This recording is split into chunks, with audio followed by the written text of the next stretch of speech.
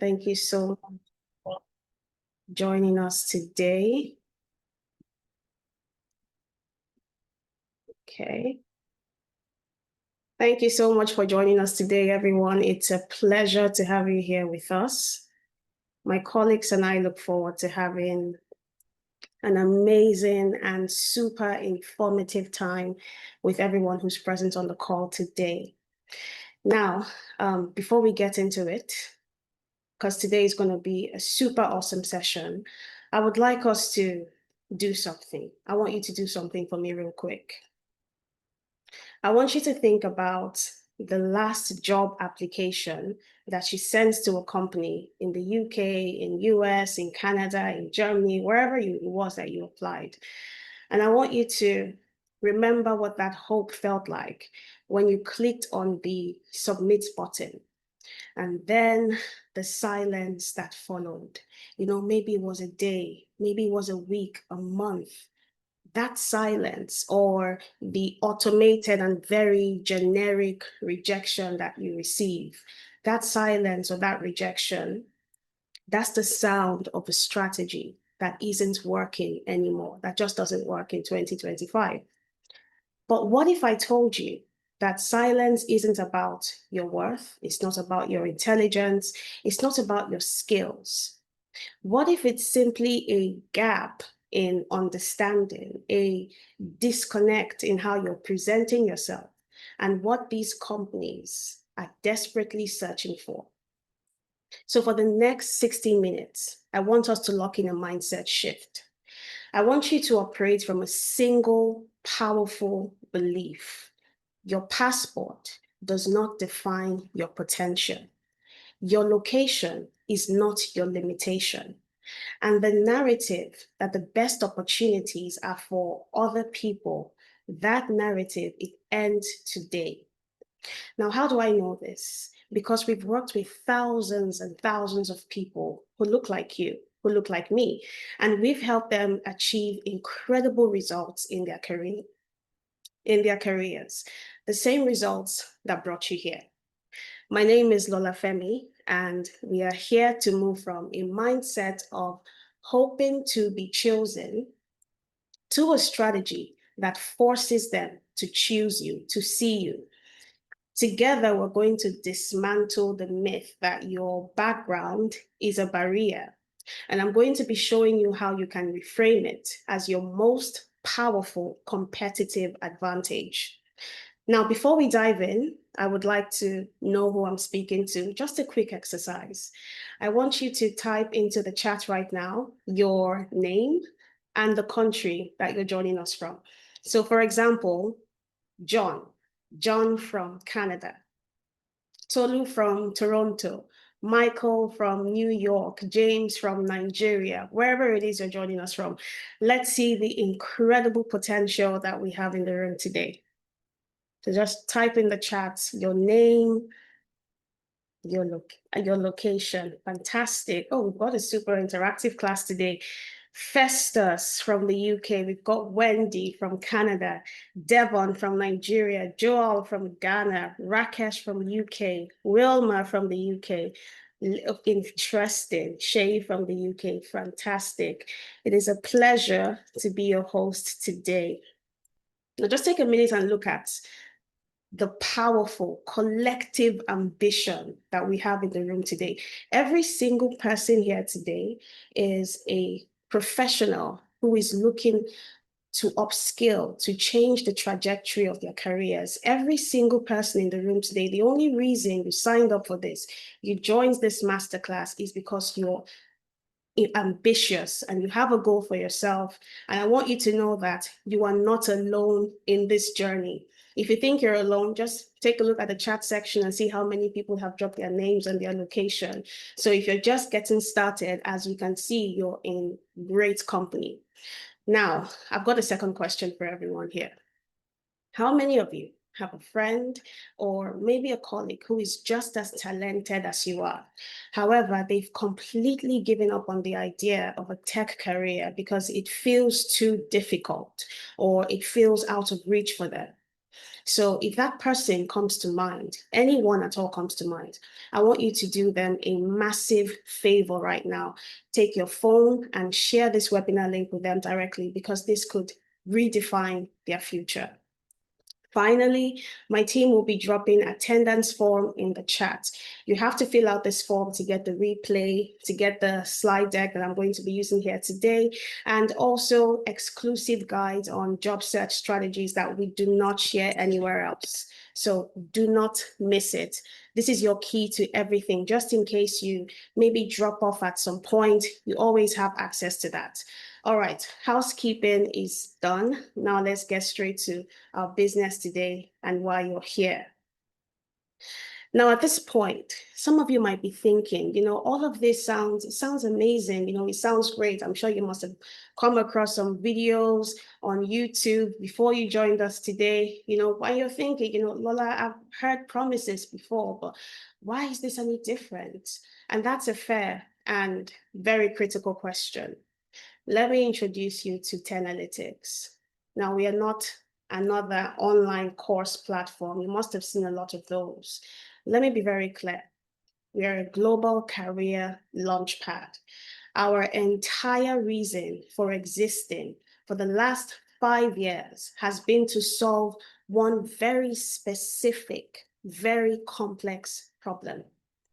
How does a talented professional, often with no international experience, especially if you're working in the diaspora market, how do you successfully navigate the highly competitive job markets of the US, the UK, and Canada and secure a high-paying job? And over the last 5 years, we have successfully cracked that code. We have a systematic step-by-step process that has propelled over 3,000 people from career changers, to those aiming for senior roles, from stay-at-home moms who were out of the job force for years, to teachers, to accountants, to bankers, and recent graduates, even those who are not even graduates, and we've helped them launch and accelerate their careers from the classroom into high demand, high growth fields like data, cybersecurity, and business analysis. I do have a very important question for you, and I would love you to be honest in the chat. So I want to make this a very interactive session. So if you have any question, feel free to drop your questions in the chat. My colleagues are on the call and they'll be answering, and anyone that I pick up myself, I'll also be answering as well. Now, back to what I was saying, I have a very important question for you. How many of you feel that you have to be twice as good, you have to work twice as hard just to be considered for the same opportunities as your peers? How many of you feel like you have to put in more work? You scroll on LinkedIn, you see that your friend just got a new job offer, or someone that used to be your colleague in a different company, and now this person and you're thinking, we were in the same department, how is it that you're ahead of me and I'm not there yet? What's going on? Am I doing something wrong? So if this resonates with you, I want you to just type a yes in the chat. How many of you feel like you could be way above where you are right now, but you're just not there yet? You need an extra push. Does this resonate with anyone? Okay, I'm seeing Wendy, I'm seeing Oluwaseun, I'm seeing Azu, Becky. Interesting. So a lot of us feel like that. And trust me, as you can see from the chat section, you are not alone in that. Now, I want to tell you something very crucial. The solution to this, to feeling like you are behind, to feeling like everyone else is moving ahead and you're not there yet, the solution is not for you to work harder. The solution is for you to work smarter. It's for you to understand that success in these markets that I have listed is about strategic visibility. It's about value. Perceived value, in fact. It's not enough to be great at your job. You must be great at demonstrating your impact in a language that decision makers can understand and reward. And that's what our system at 10Analytics is built on. It's built on that principle as well.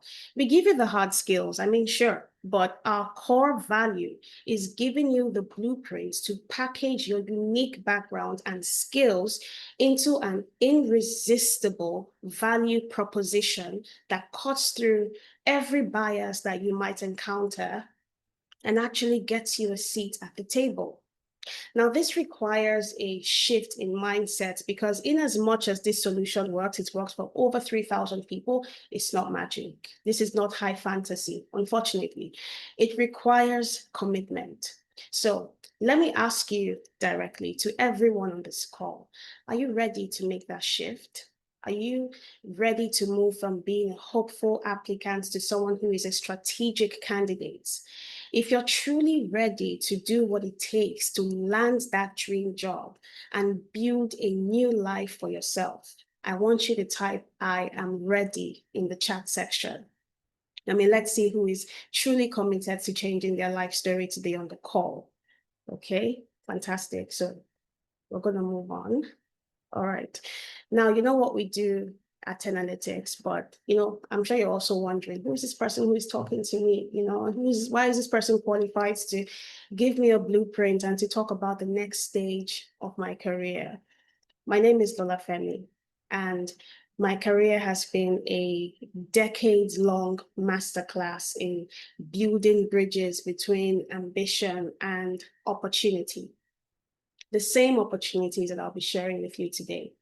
I've lived it, I've recruited teams for it, and I've been doing this for years. I've been head of operations at a fintech. I've been head of product growth at e-commerce, chief operations officer, optimizing delivery complex systems. I've worked in diverse industries in diverse roles. And in every one of these roles, I have sat on both sides of the table. More importantly, I have scrutinized resumes, I've led interviews, I have been interviewed, and I have made decisions on who gets the job offer. And I've also been the person on the other side as well. So I know exactly what it feels like.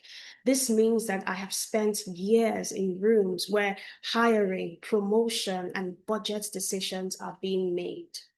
I know the subtle language of cultural fit, and I understand what the unspoken benchmark for leadership potential is because I have seen firsthand how talented individuals are overlooked. And this is not because they lack the skills, it's just because they lack strategic positioning.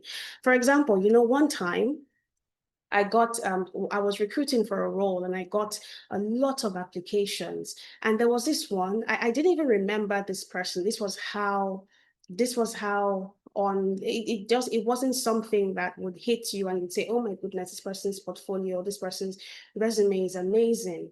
I completely forgot about that person's application. And then I was at a tech event and the person walked up to me and said, hey, you posted a job one time and I applied for it and I never heard back and you didn't respond to me. And then I went back to check we had a conversation that day. We spoke for a couple of minutes, about 20 minutes. And this person was one of the smartest people I've ever spoken to in their field. And I thought to myself, how in the world did I miss someone like this? And then I went back to the message the person sent to me.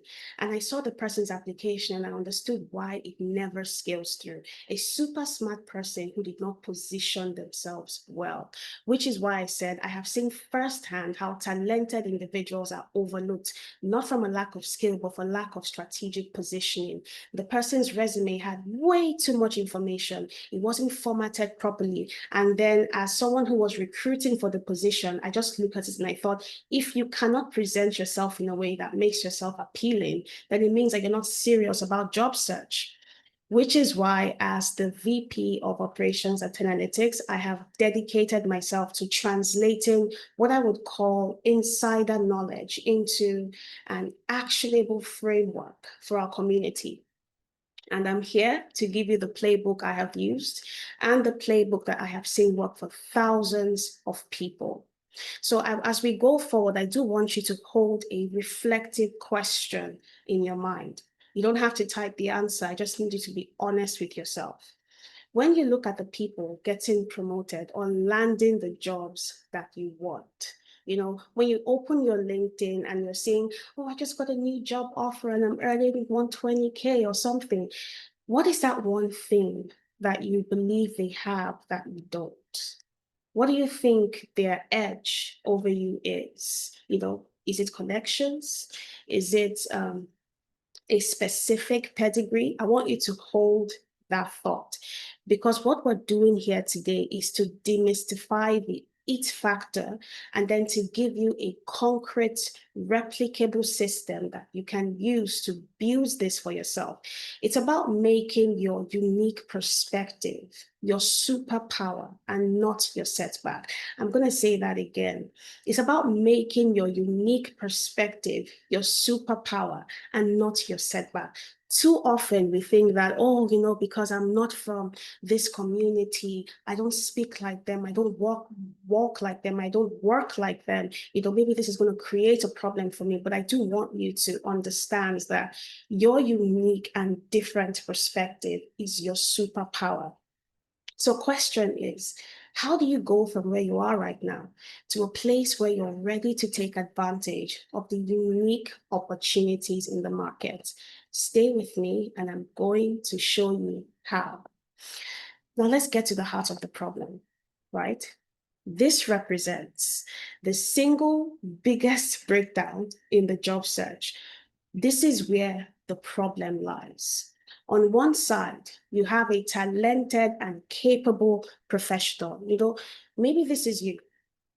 Maybe you're this guy who's looking sad and who is deep in thought. You're putting the work, you're sending out applications, and every time you're constantly facing a wall of silence. And your mind, naturally, after so many rejections, it just starts to wonder, is it my name?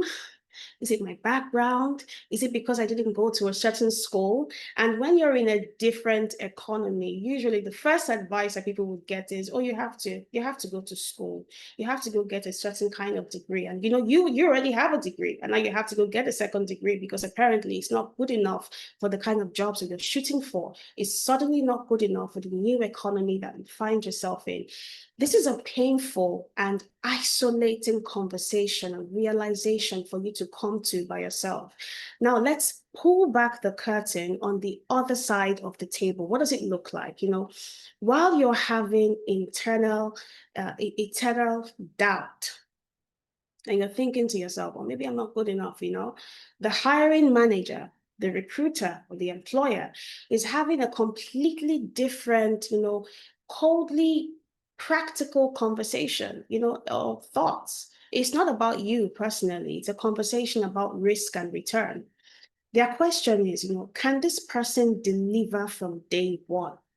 Does this person have the proof, or is it just all talk? And can you actually walk the talk? If I bring them into my team, will they solve my problem or will they become my problem? Because think about it, these companies, they don't want liabilities. If they hire someone who is not performing, now you have to put the person on PIP, performance improvement plan. You have to have conversation. The resources that you should be putting into other things. The person's manager now has to spend more time walking the person through concept, talking to the person, explaining. Now they have to spend more resources training you just to ensure they can say, oh, we ticked that box before we let this person go. So this is a serious conversation for companies, and the entire goal of this masterclass is to teach you how you can bridge this gap, so you can stop having the first conversation in your head and you can just switch into speaking the language of the second conversation, the second thoughts, so that you clearly become, you position yourself as the obvious low risk and high reward choice for recruiters. That's the question. That's the goal of today. Now, how do we bridge that gap? How do we go from, hey, I'm looking for a job and no one is responding to me, I have no idea what to do? How do we go from that to, hey, I now understand what recruiters are looking for and I know how to position myself? We're going to do it with a clear, actionable, step-by-step blueprint. And by the end of our time together today, you will have a concrete strategy. So if you've got a pen, a paper, or you want to watch the recording later so you can pick out some of the things that I'm going to be sharing here today, fantastic. So first, we're going to cut through the noise, and I'm going to show you how to choose the right career path. I'm not talking about get into tech. Oh my goodness, tech is awesome. I'm going to be showing you the specific high demand, high growth roles in the UK, in US, in Canada, where companies are actively hunting for talent and where the competition is thinner than you think. And then secondly, we're going to get inside the employer's head. Yeah. And I will show you how to identify what employers truly want before they even write the job description. So this is it's like a secret checklist that separates the shortlisted candidates from the ones who get rejected, the ones who go into that increasing pile of, rejected candidates at the end of the day. And then third, I will give you the tactical playbook for how to position yourself for success. And this goes beyond just applying. This is about how and where to apply, to ensure that your profile is seen by the right people and that it lands with impact and doesn't get lost in a database.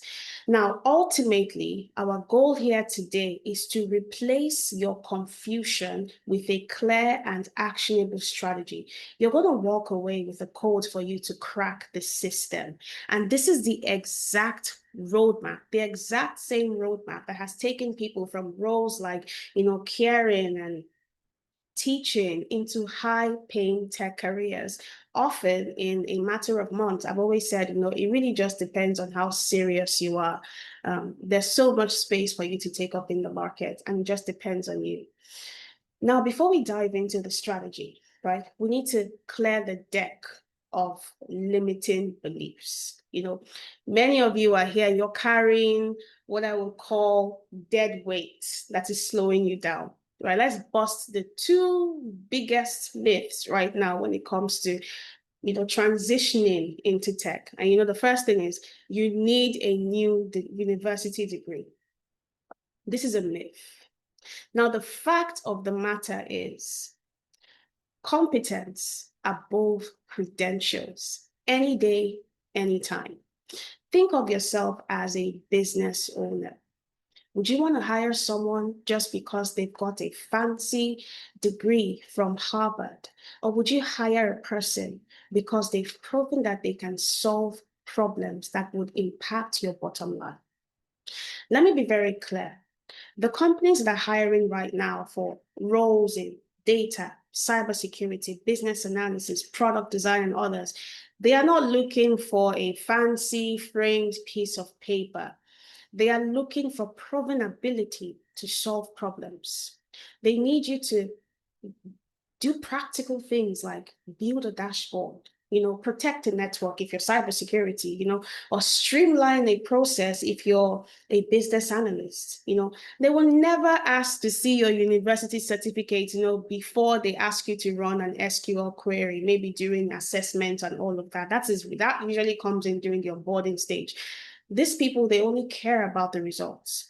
So your solution is not another degree. If you're in this position, the question you need to be asking yourself is, how do I build competence? That is the most important question that you need to be asking yourself. Now, the second myth that we're going to be busting here today is my previous career is a waste. We have something that we call transferable skills. This is actually very personal for me, because I always hear people say things like, I've never worked in tech before. I come from a completely different background. So how in the world am I going to fit into this? I want you to hear this. Again, like I said before, your unique perspective is your superpower. Your background in HR, in customer service, in teaching, in banking, it is not a waste. It is your secret weapon. It means that whatever it is that you understand people, you understand processes or industries in a way that a pure technologist could never. You just need to learn the language to translate your experience into the tech world. I'm going to be sharing a story with you as we go forward. Judith, and you're going to see in a moment how she used her HR background to become a brilliant business analyst because she already understood what stakeholders need. And then I'm going to show you how you can reframe your entire story, your background, whatever it is, wherever it's in, or whatever, yeah, whatever background it's in. Maybe it's construction, maybe it's banking, whatever it is. We're going to be reframing that into your greatest assets. Now, I don't want you to take my word for it. I want you to hear from Judith and see what's possible. Now, Judith had a background in HR while she was in Nigeria. And when she moved to the UK, she was working as a carer. Judith had ambition, she had drive, but she was stuck. She was doing care work and she thought to herself, maybe I'm meant for more. This is just not it. She knew that she was capable of giving so much more. So Judith made a decision. She made a decision after meeting a friend at her child's school. And she said, you know what, I'm going to join Analytics. She joined our business analysis program in March of 2024. Now, Judy did not have a tech background. What she had, the only thing that she had was just a willingness to learn. She wanted to learn the blueprint and she was willing to apply everything that she had learned consistently. Just 3 months after completing the program, I want you to look at what happened. Judith landed a business analyst job with a US company, and she's working remotely from her home in the UK. Let that sink in. Judith went from being a carer to a professional who is working for an international company, and she makes this shift. This life-changing jump happened in a matter of months. Remember back in those days, when it used to take people years for them to make a career switch. And now we're seeing people move from one industry to the next within a space of months. How exactly did Judith and people like Judith, how exactly did they accomplish this? For Judith, she didn't just learn the skills, she learns the strategy. She learned how to present her unique background as a strength. She learned how to build her portfolio that proved her competence to hiring managers. And then she also learned how to navigate the job market with precision. In a nutshell, Judith cracks the code. Her story is not a rare exception. I mean, like I said before, we've done this for over 3,000 people. It's a repeatable process. And this is the power. This is what happens when you combine the right skills with the right strategy. Now, what I'm hoping for everyone on this call is if you're not in any one of our classes, that next year, 2026, you're going to be one of the people whose stories that we're sharing, in one of our master classes. And we're going to be saying, hey, this is Azu. This is Anne. This is Oluwaseun. And do you know that a few months ago, Oluwaseun was in a completely different industry? And look at the magic that happened for him within a space of a few months. Okay, I can see that some people are raising their hands. We're going to get to that at the end of the call, just so that we can, make very good use of our time. Now, this is another reason why I said you should fill out the form that my colleagues are dropping in the chat, because we've got amazing resources for those of us who like to read and like to dive into research. As you can see here, this is just a compilation of how the skill gap is growing in the market in the UK, in US, in Canada. We're seeing a rise for roles like cybersecurity, for roles like specialists in data, in AI. And one thing you need to understand is that it's not going to stop, it's going to continue. For example, company A is moving faster because they have a fantastic team that automates their processes. They've got this really amazing business analysts who are, up to date. They use AI, they understand data. And because they understand data, they are always on top of their business. So they are always asking themselves, what is the best way for us to convert people? Why didn't we meet our targets last month? How do we ensure that we meet our targets this month? Oh, what does our buyer data look like? Where are we converting the most people? Let's run ads there. Now, this company, what would naturally happen is it's like survival of the fittest. These guys are the ones who are going to survive in the tough markets. And then the other guys are watching these guys who are making big moves with their fantastic teams, and they're thinking, oh my goodness, data and AI is the way forward. And now these guys want to get in on this movement, and then that just creates like a lot of opportunities in the market. And now we've got AI, we've got data, and everyone is going crazy for people who have these skills, people who have these specific tech skills and know how to use them, apply them to their businesses, and then take their revenue to the next level. And it doesn't matter whatever it is you're doing. If you're in cybersecurity, if you're in business, and if you're doing business analysis. I actually had a technical person ask me a question one time, and this was during we were preparing for appraisals, and we're supposed to set our KPIs for the next quarter. And the technical lead, he asked me, he said, I'm not sure what I'm supposed to put in here, because what I do is technical, and it doesn't really because it's more like there are different perspectives, and then there's the financial perspective, which is how does what you do impacts the bottom line or revenue. And he said, I'm not sure that what I do impacts revenue in any way. And what I told him is that is a big miss. Whatever it is that you're doing as a data analyst, as a cyber, whatever it is you're doing, you're only in your position because your company needs to make money. So whatever it is that you're doing, one way or the other, it impacts your business's revenue.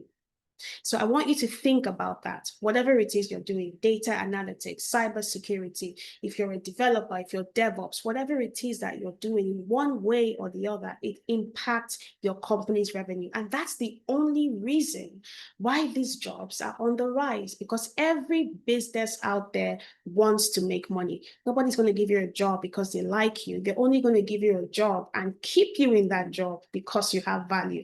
And as you can see, considering, how many articles we have on this, on data, on AI, on cybersecurity, business analysis, and others, these are jobs that are high up in the market right now, and companies are desperately looking for ways to fill the gap. So this is the best time. The best time was 10 years ago, and your second best time is today. By tomorrow, it might probably be too late. Now, let's be brutally honest with ourselves for a moment. If you're here, it's likely because you felt this, like I said at the beginning, that sinking feeling of sending out application after application, and it's like it's going into a silent void. You've updated your resume, you've written so many cover letters, you've maybe done a few courses, maybe you've taken some courses on YouTube, on Udemy, on Coursera. And the result at the end of the day is just complete radio silence, or even worse, and sometimes in some cases insulting. We've decided, the passive aggressive polite, we've decided to move forward with a candidate whose experience more closely aligns with, and that message was not just sent to you, it was sent to you and like 100 or 200 or 300 other people. It wasn't even customized to your application. It's frustrating. It's demoralizing. And it makes you question your own worth when you experience things like that. But I want to tell you something very crucial right now. Again, like I said at the beginning, it's not you, it's your strategy. The problem is not your intelligence. It's not your drive. It's not your potential. The problem is that you're using an outdated map to access a new world. You're playing a game of chess while, you only know how to play checkers. Now, the single biggest mistake that we see time and time again at 10 Analytics is people treating the job search, only like a numbers game. In reality, when you think about it, when it comes to application, it is a numbers game. However, there are caveats to this. Most people believe that the only way for you to get a good job is for you to just send out more applications, and eventually you will win. Eventually someone is going to call you back. You're going to get an interview that's going to change your life. I call that the spray and pray strategy. And it is a fast track to burnout and bitterness. It's not going to yield any results. And at the end of the day, you're just going to feel like I've wasted my time applying for all of these jobs. I could have just sat down and watched Netflix or something. You're going to feel bitter as well when you see that other people are getting these jobs and it's not working for you. So what we're going to do today is I want us to just mentally throw that old playbook out the window. Today, we're going to diagnose exactly which strategic gap you are falling into, and then I'm going to give you the precise tools for you to close it. Now, there are three types of people in the global job market, and this is based on thousands of conversations with professionals like you. What we've noticed is that everyone falls into either of these categories. So I want you to stay with me while I'm going through this and just think to yourself, which one feels, more familiar? Which one feels like it's you? The first one is the ghosted. These are people, these are people sending 200 plus spray and pray applications. They are building knowledge through, maybe free courses and tutorials, but they have no tangible proof to show for it. And the result is automated rejections and silence. Their core gap, what they are missing, is proof of capability. The problem here is they cannot show what they can do. All they can do is talk about it. But if I don't see it, it doesn't exist. Then there are the hopefuls. The hopefuls, and this is it's a very painful place for you to be in, because you have the skills. It's not like you don't have the skills, you have the skills. You might even have, great certificates, but the problem is that you lack positioning. And because of that, the offer never comes, even though you get occasional interviews. You're stuck in a cycle of interviews, but no offers. And then the interviews are not even as consistent as they should be. And in this case, it is because you lack proof of impact.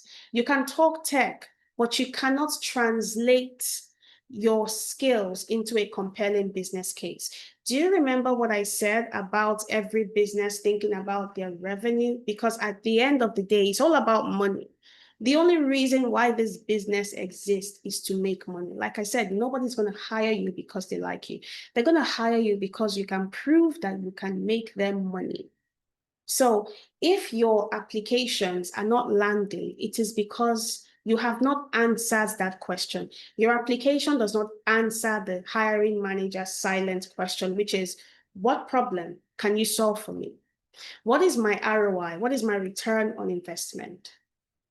Even people in this category, the hopeful, sometimes when they get into interviews, because again, when you're just out there, you're doing your own thing, you don't have any support, it's really just you who's going about this and who's just hoping that something works for you. You're almost there, but you're not really there, because even though you're doing everything right, it doesn't seem to be working. When you get into these interviews and they ask you, case questions, tell me about a time when they get that kind of questions in interviews, you freeze, because even though you have the skills and some experience, you're lacking in the positioning aspect. When recruiters check out your profile, they don't see a compelling reason to call you back. And then, they move on to other interesting candidates. So you see, the job market, it's sort of like going out on a date. That's you applying. You've got to look good. You wear a nice perfume, you choose a nice location. Maybe you've got nice champagne or nice wine or whatever it is, and you're doing all of this to impress your date. In this case, the person that the person who would be interviewing you. But what keeps their attention is what comes out of your mouth. When they see you, they go, oh my goodness, looks good, smells nice. But then what keeps the attention is what you say. That is packaging and positioning. And the same logic applies when you're job searching. Now, finally, we have the strategists. These are individuals who are not necessarily smarter. It's not like they're special or anything. It's the only difference between, the strategists and the hopefuls and, those who get ghosted is that they are strategic. They send out fewer but highly targeted applications. They get multiple interviews per month because they have mastered the art of the narrative. Their entire application is built around value. They don't just list skills, they showcase the business problems that they've solved. And they back it all up with proof of professionalism. I'm talking about, flawless LinkedIn and personal brands that just builds instant trust. The chasm between all of these groups that I've just listed here today is not talent. It's a gap in strategy and proof. And the good news is that you can systematically move from being ghosted or, being in the hopeful category to becoming a strategist. And the best part of it is you can make this shift in a matter of months. What would typically take you years, you can make the shift in 2 months. You can make the shift in 3 months. And that is the entire purpose of this session. That one, especially for those of us who don't have patience. So if the old way is broken, what is the new way? And it starts by understanding the 60-second reality of a hiring manager's day. Now, I want you to think about this. A hiring manager has a stack of 150 applications for one role. When I recruit, I post a job.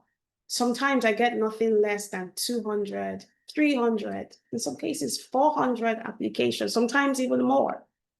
Now, hiring managers do not have the time to read every word. They're not reading, they're scanning. Nobody's going to sit down and read your CV, your resume like it's a novel. It's not a novel, it's not high fantasy. I'm not going to sit down and dedicate hours to it. And that is why you have to be very, very careful about the words that you put there, because you want to pass your information as quickly as possible. So these hiring managers are not reading, they are scanning. And they've got like a mental checklist that is designed to eliminate risk and find proof as soon as possible. Sometimes they're doing this, subconsciously. They're not even conscious when they're doing it. But, just picture yourself. You've gone through like 50 resumes and you're already over this. You're tired. You just want to find the right candidate and keep it moving. Their goal is to whittle 150 resumes down to maybe 5 or 10 that are worth a closer look.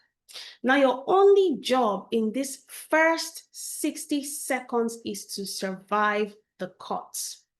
So what is on their checklist? The first thing they are going to look for is, and I'm saying this from experience as well, including some of my friends who are very good, some of my very good friends who also work in the HR industry. And sometimes we'd have conversations like, oh, I reviewed some resumes today, and I can tell you, like, people are not even serious about the way they deal their applications. Very tiring and frustrating for me as a recruiter. One of the first things they would look for when they open your resume is, where is your portfolio? Your resume is what I would call your tell. Your portfolio or your featured work is what I would call your show. This is how you show what you have done. Now, another thing they're going to be looking for are numbers and outcomes. Numbers and outcomes. Their eyes is going to dart to the top of your CV And then, they would be doing like an impact audit. Their brain is literally wired to spot numbers and percentages, dollar signs, time metric. They are looking for numbers and outcomes that they can understand, that anyone can understand. Because guess what? And this is another thing that you should keep in mind going forward. A HR manager is not a cybersecurity analyst, is not a business analyst, So when you make these terms complicated, it goes over their heads. And no matter how amazing you are, you will not be chosen unless it's a specialized recruiter. And when I say a specialized recruiter, I mean someone who this is their specialty. They recruit for a specific role and they do it over and over and over again. So in that case, they've had thousands and thousands of conversations with so many project managers, for example. So which means that now they understand that on this level, this is what someone who I'm going to hire for a project manager's role should have. However, in most cases, these recruiters are generic, they're not specialized. So if you're not communicating in a way that they can understand, when you make terms on your resume and your profile, when you make it complicated, it just goes over their heads. And, like I said, you would not be chosen. Now, what they're also searching for, like I just said again, is business language. Do you use words like optimized, efficiency, cost saving, revenue growth? This shows that you understands the commercial context of your work. Do you recall what I mentioned about the technical person, the technical guy who was asking me, hey, what I do is I build features and I push these features live. So I don't think that my work impacts revenue in any way. So like I said, you have to understand, what is the commercial context of what you do.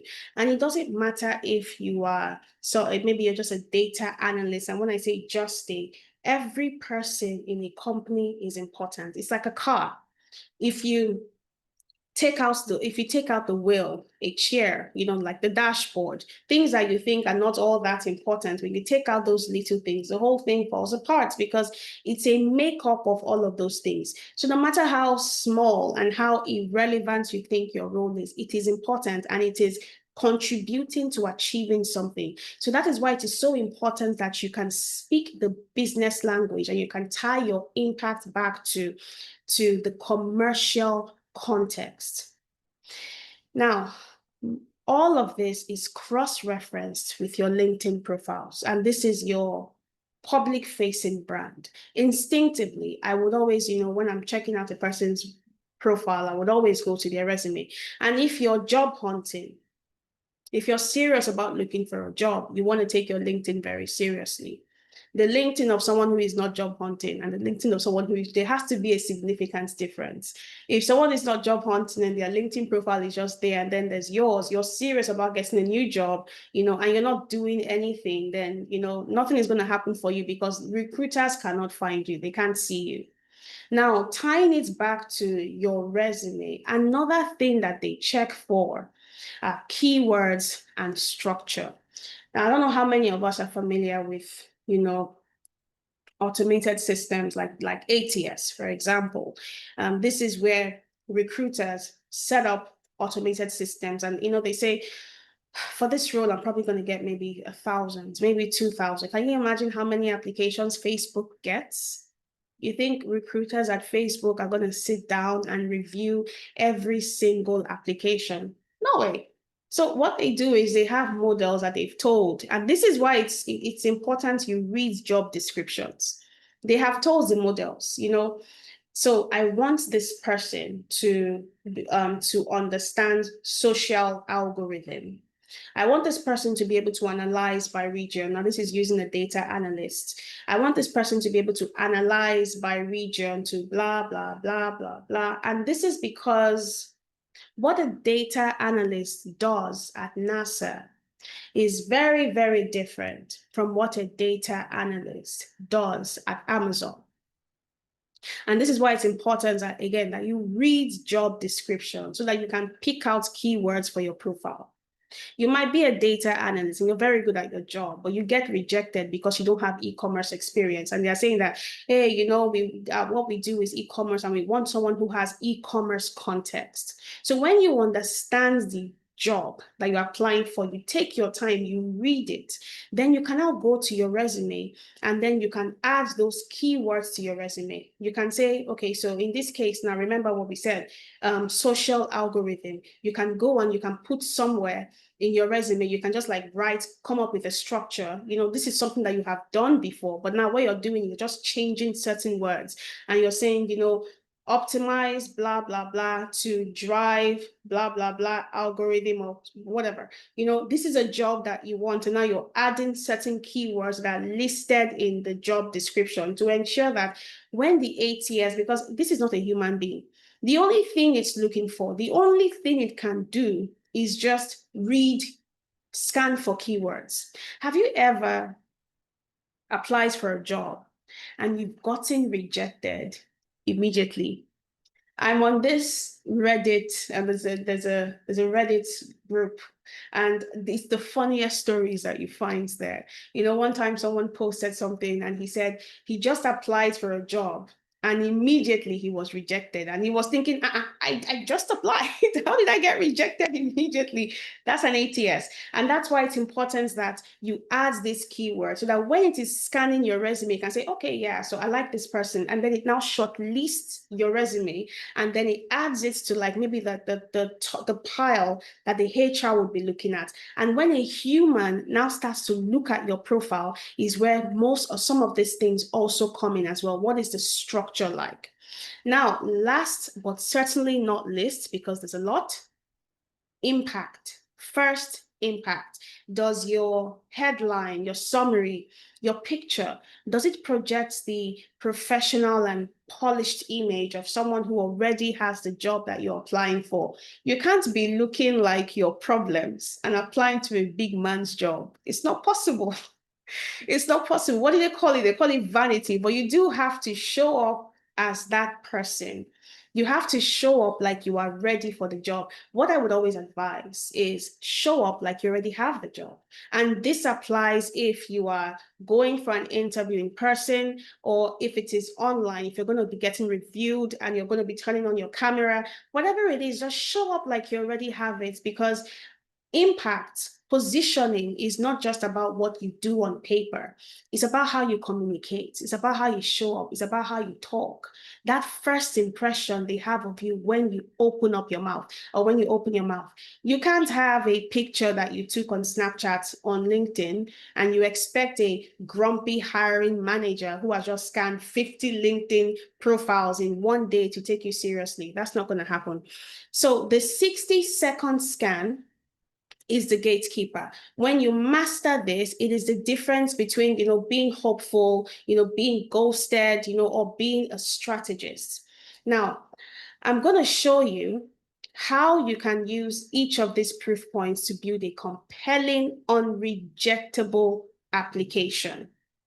Now that we understand the 60-second scan, let's talk about how to build an application that not only passes the test, but aces it. And this is the core of the strategist blueprint. Remember, everyone on this call, our goal is to move from being ghosted, being hopeful, to becoming strategists.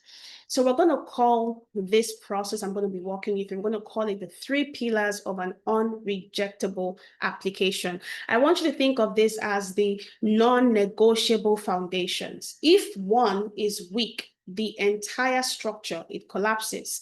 The first is proof of capability. This is your answer to the question, can they do the job? This is not about a certificate. This is your portfolio. This is your GitHub. This is your case study. This is, the tangible projects that you've built and you showcase to recruiters that would scream to them, that would tell them before you even open your mouth, I've already done this work. It's the single biggest risk reducer for a hiring manager, because I always tell people when you are job hunting, approach it with empathy. That's a word that is really big in the tech world, empathy, because they say things like, when you're building a product, put yourself in the shoes of your user. If you cannot use that product, why should your user use it? It's one of the biggest questions that we ask ourselves in brainstorming sessions in tech. If I'm building something, if it doesn't make my life easier, why should somebody else use it?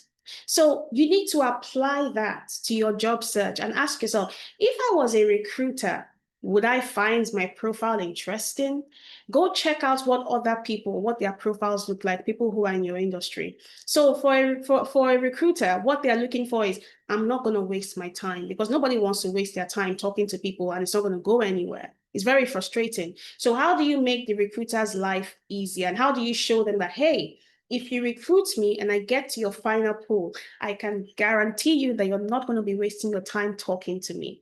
Now, pillar 2, proof of impact. And this answers the question, will this person add value? Now, remember what I said earlier. I said it's all about revenue. It's all about the money that the company is, or the business is going to make, because nobody is going to hire you or keep you in a job because they like you.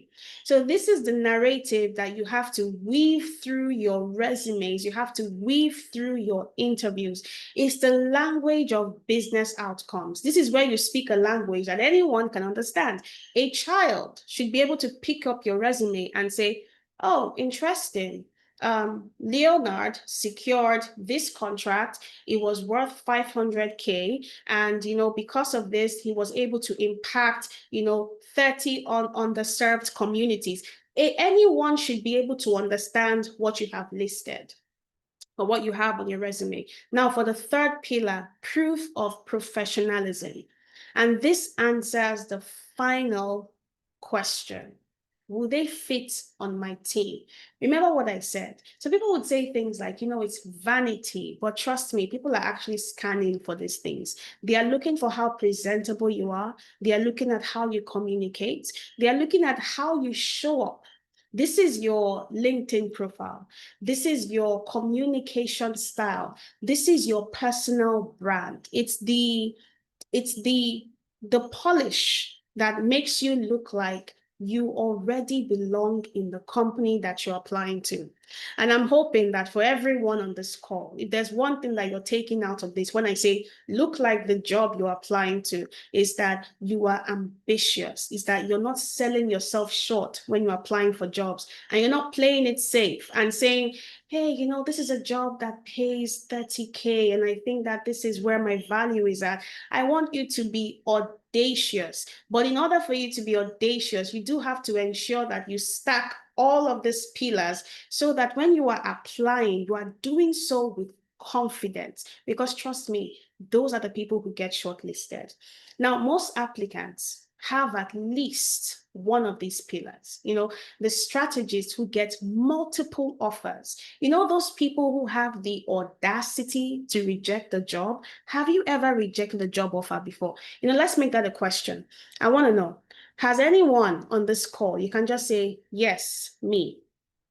Have you ever gotten a job offer that you rejected? Let's know all the big men and the big women that we have on the call today. You interviewed with the company. It was a lot, you scaled through that process, and finally they sent you an offer and you said to yourself, you know what, this doesn't work for me. Bye, guys. Okay, I'm saying yes. If you haven't, you can also type in a no in the chat as well. The goal of today's session is to make us highly sought after professionals in our field. Come on, guys. Is Liz the only person on this call? Okay, we've got Damari saying no. Okay.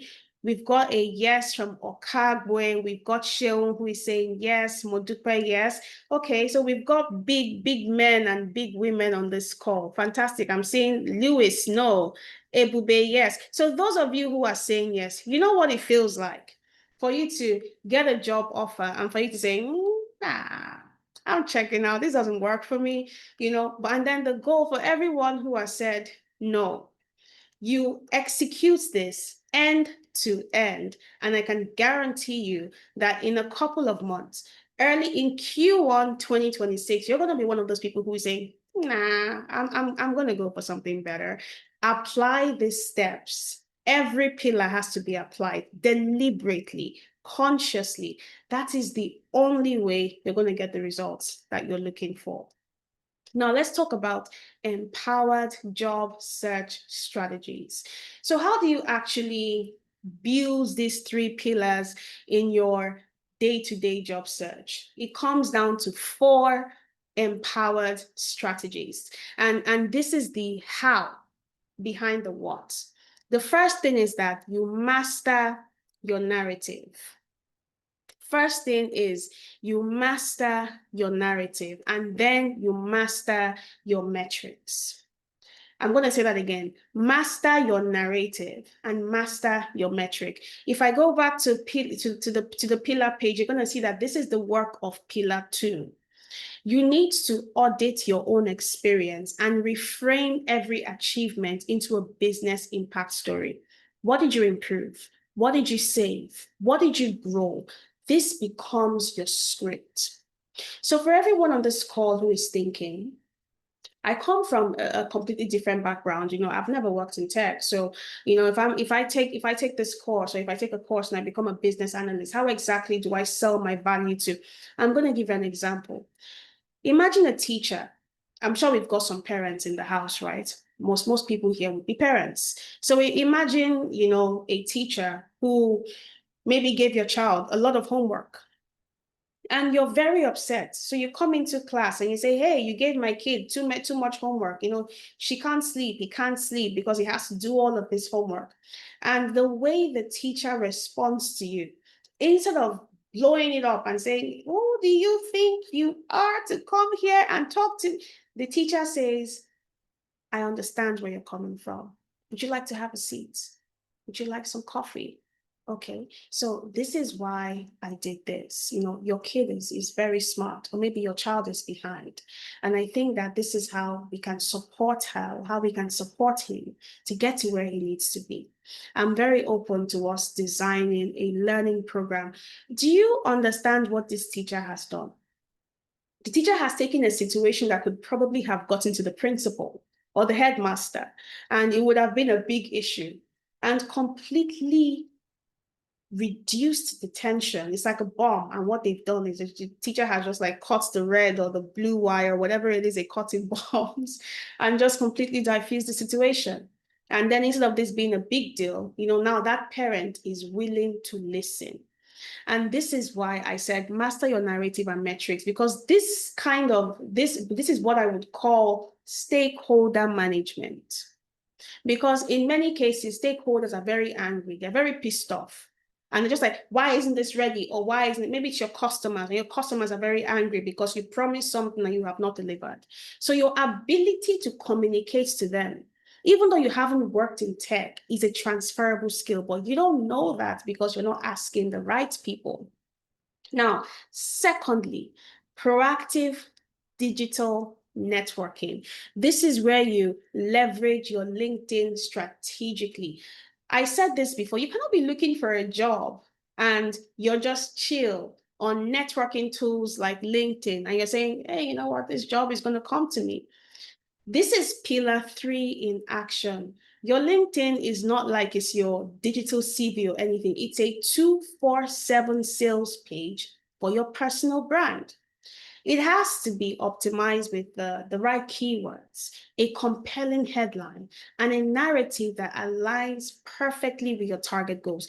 This is where you also want to apply hiring empathy. You want to put yourself in the shoes of the hiring manager and say, if I were a hiring manager, what do I want to see when I come here? Ask yourself that question. I was doing a walkthrough recently of a product with someone, and I asked the person because the person said, oh, what we've done is really amazing. And I said, okay, let's do an exercise. We have 2 target audiences, the people who are going to use this, right? We've identified 2.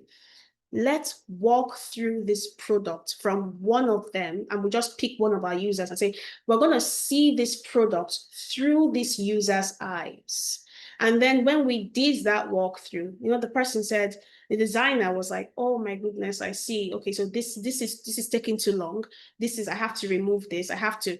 That's why it's so important that you apply empathy in everything that you are doing and say, okay, you know what, coming at this from a design thinking perspective, from an empathy perspective, what does this, if I were a recruiter, what would I like to see on this person's profile? Now, finally, you want to leverage mentorship and sponsorship. This is the accelerator. You want to find people who have walked the path that you are on.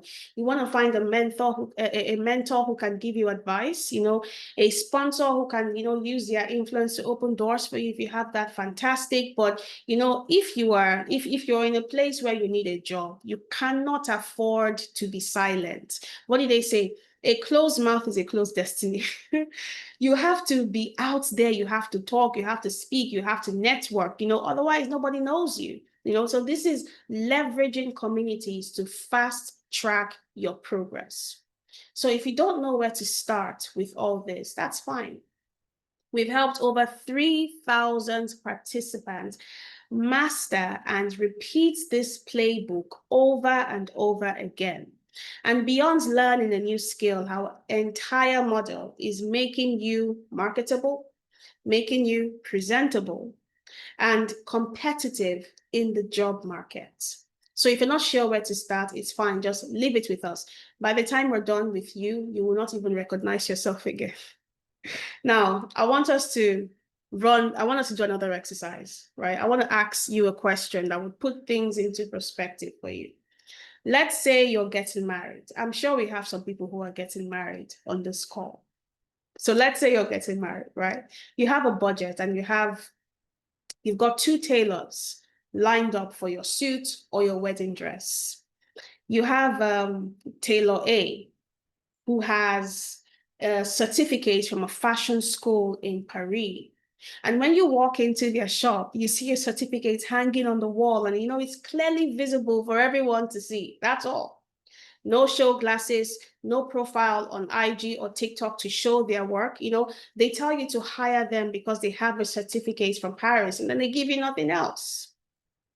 However, tailor B is different.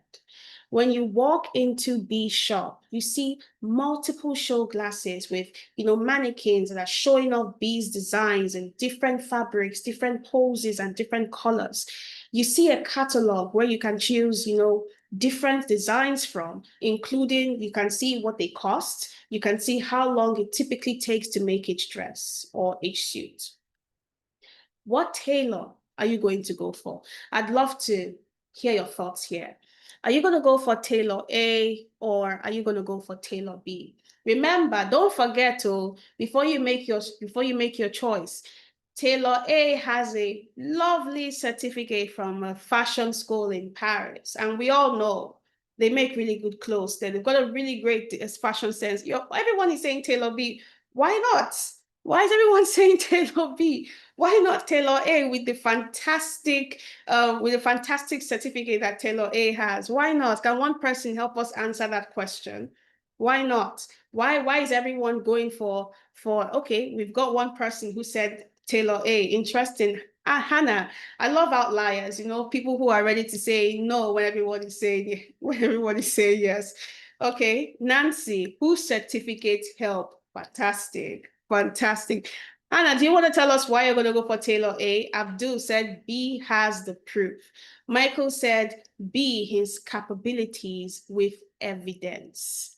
Now, everyone here has clearly indicated that they would go for B, except for Hannah. I'm sure that Hannah will tell us later why she would go for A. But the evidence is there. Nobody, and that's why I said, nobody cares if you have a certificate from Harvard, if you got your certificate from Cambridge, nobody cares. For businesses, and if you're a business owner, you would understand what I'm saying here. The only thing businesses care about is surviving.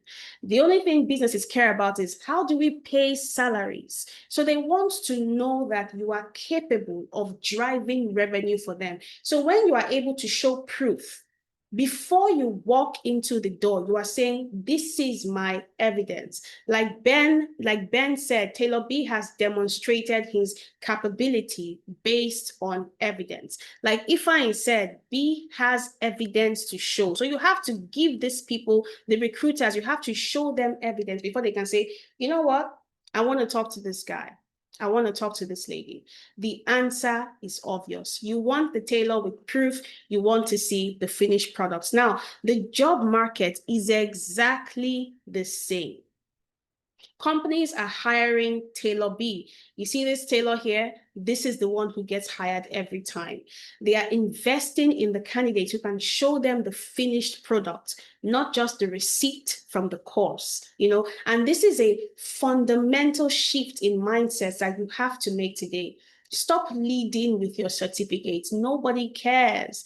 If it was in those days of our parents, then probably, now you have to start leading with your proof of work. I want to share a story with you because what I just mentioned, it's not a theory, right? I have seen this happen over and over again. And this is one of the best examples of this. This is hope.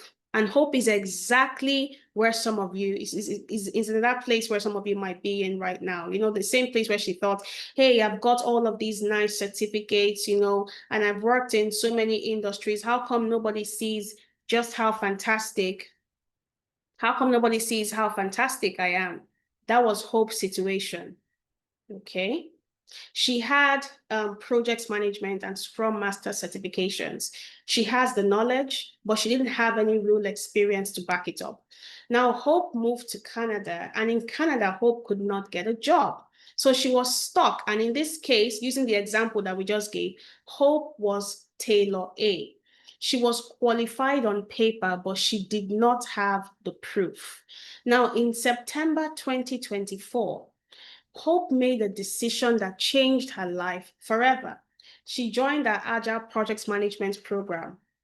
Now, notice, Hope did not go and get another diploma at some other school. I've seen, people who move to a different country make this mistake over and over again. When you come in, they tell you, you have to go to a new school and you have to go study for a 1-year course or, a 2-year or 3-year, whatever it is. But the point is you are going back to school.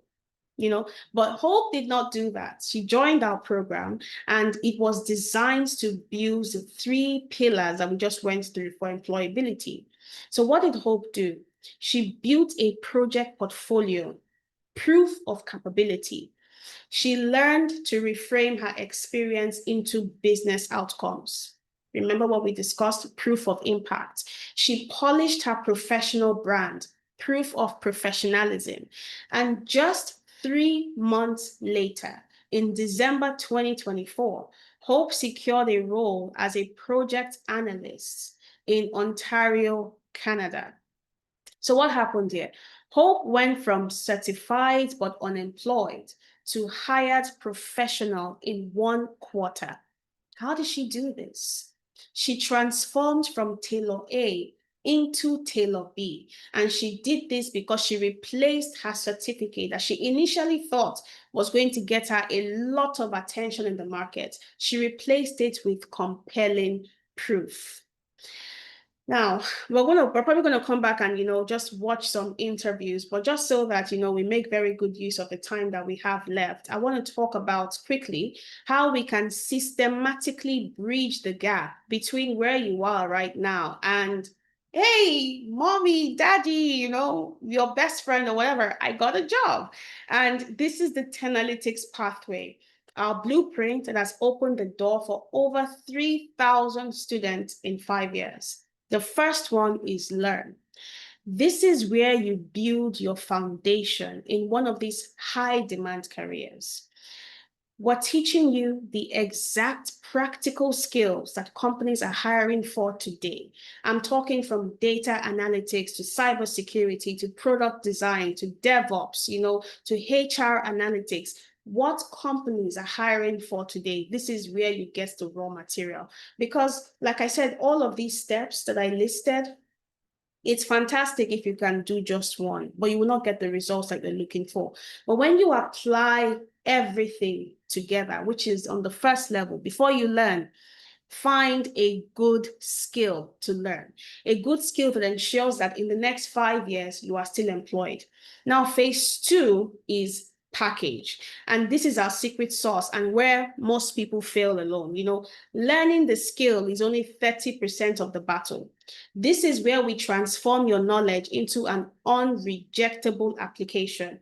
We completely revamp your resume. We optimize your LinkedIn. We help you build a killer portfolio and prepare you for interviews through mentorship and mock sessions. This is the level where you build your 3 pillars, and we give you the tools, the resources. We teach you how you can build these 3 pillars to make yourself a beast in the job market. Now, phase three. Phase three is where you apply. On this level, we execute with precision.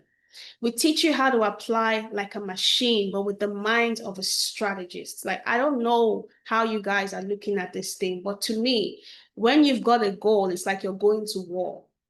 You have to ensure that your goal, your thinking, everything that you do is how exactly do I accomplish this goal?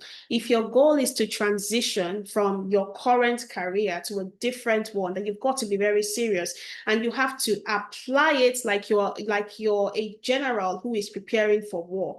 Those are the only people who get results. If you just do, you apply for a job today and you say, I'm tired, I can't apply tomorrow, or you don't take the time to rework your resume it means that you're not serious.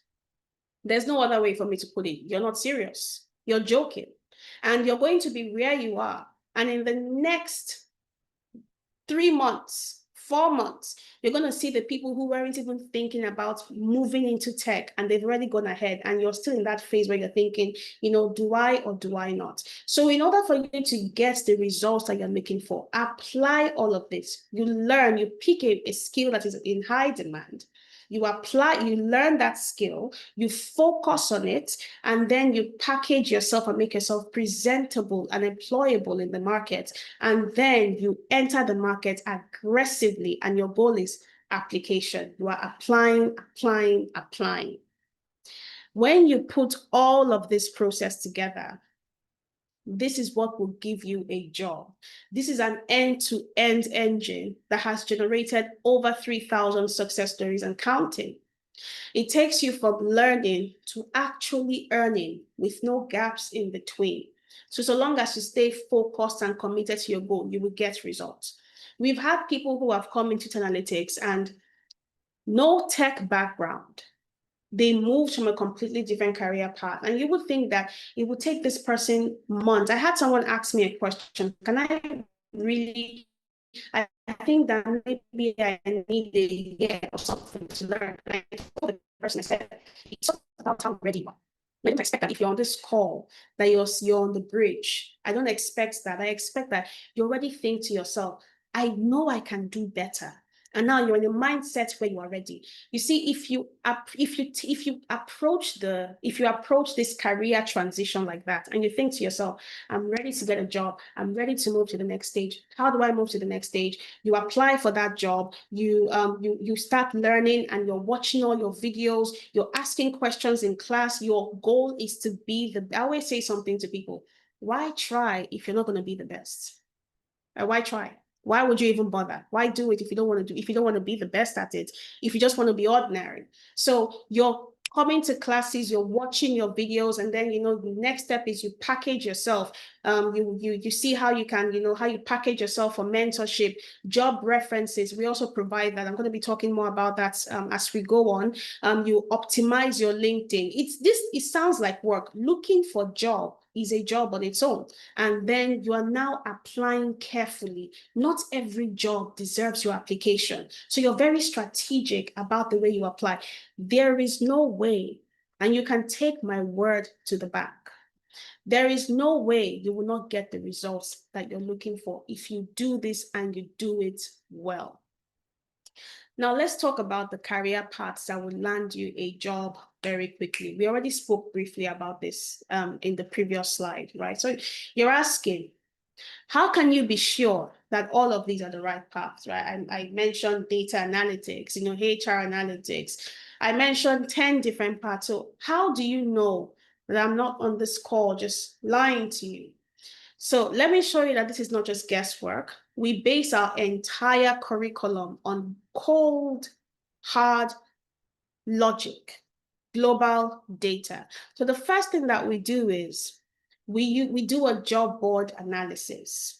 Now we're constantly scraping sites. I'm talking from LinkedIn to Indeed, Glassdoor, Total Jobs, Monster. We're constantly scraping these sites so that we can see which roles have the most postings, which skills are being talked about the most, and which companies are hiring aggressively. Now, the second thing that we look at is also global validation from the most authority, from the sources that carry the most authority in the job market.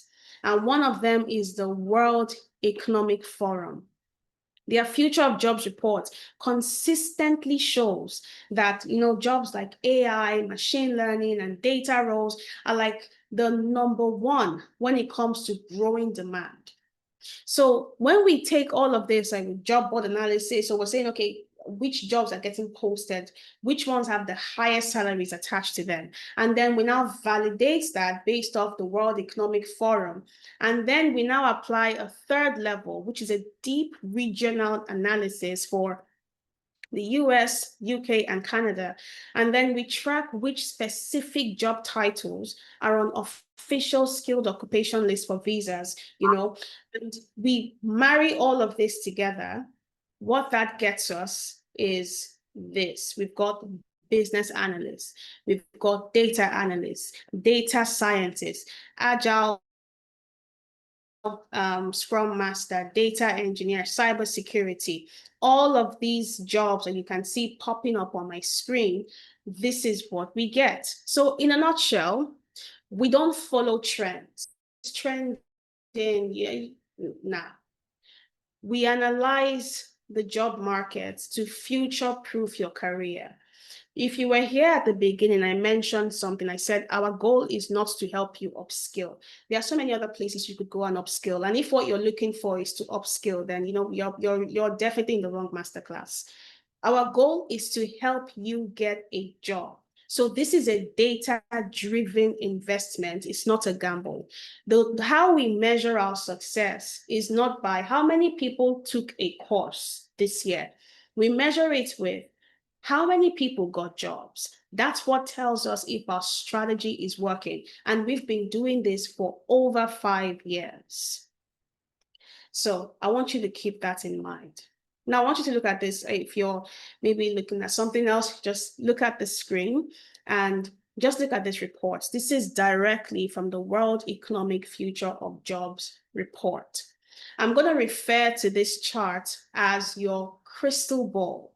So you can look online for this, but again, this is another reason why you should fill out the form that my colleagues are sharing in the chat section. So you can go through, we're going to share the slides with everyone who fills it out, including some other resources, like I said at the start, so you can take your time and, go through it. But by 2030, which is just 5 years away, well, now we're looking at like 4 years away because we're going into 2026 in like a month, right? 170 million new jobs will be created globally.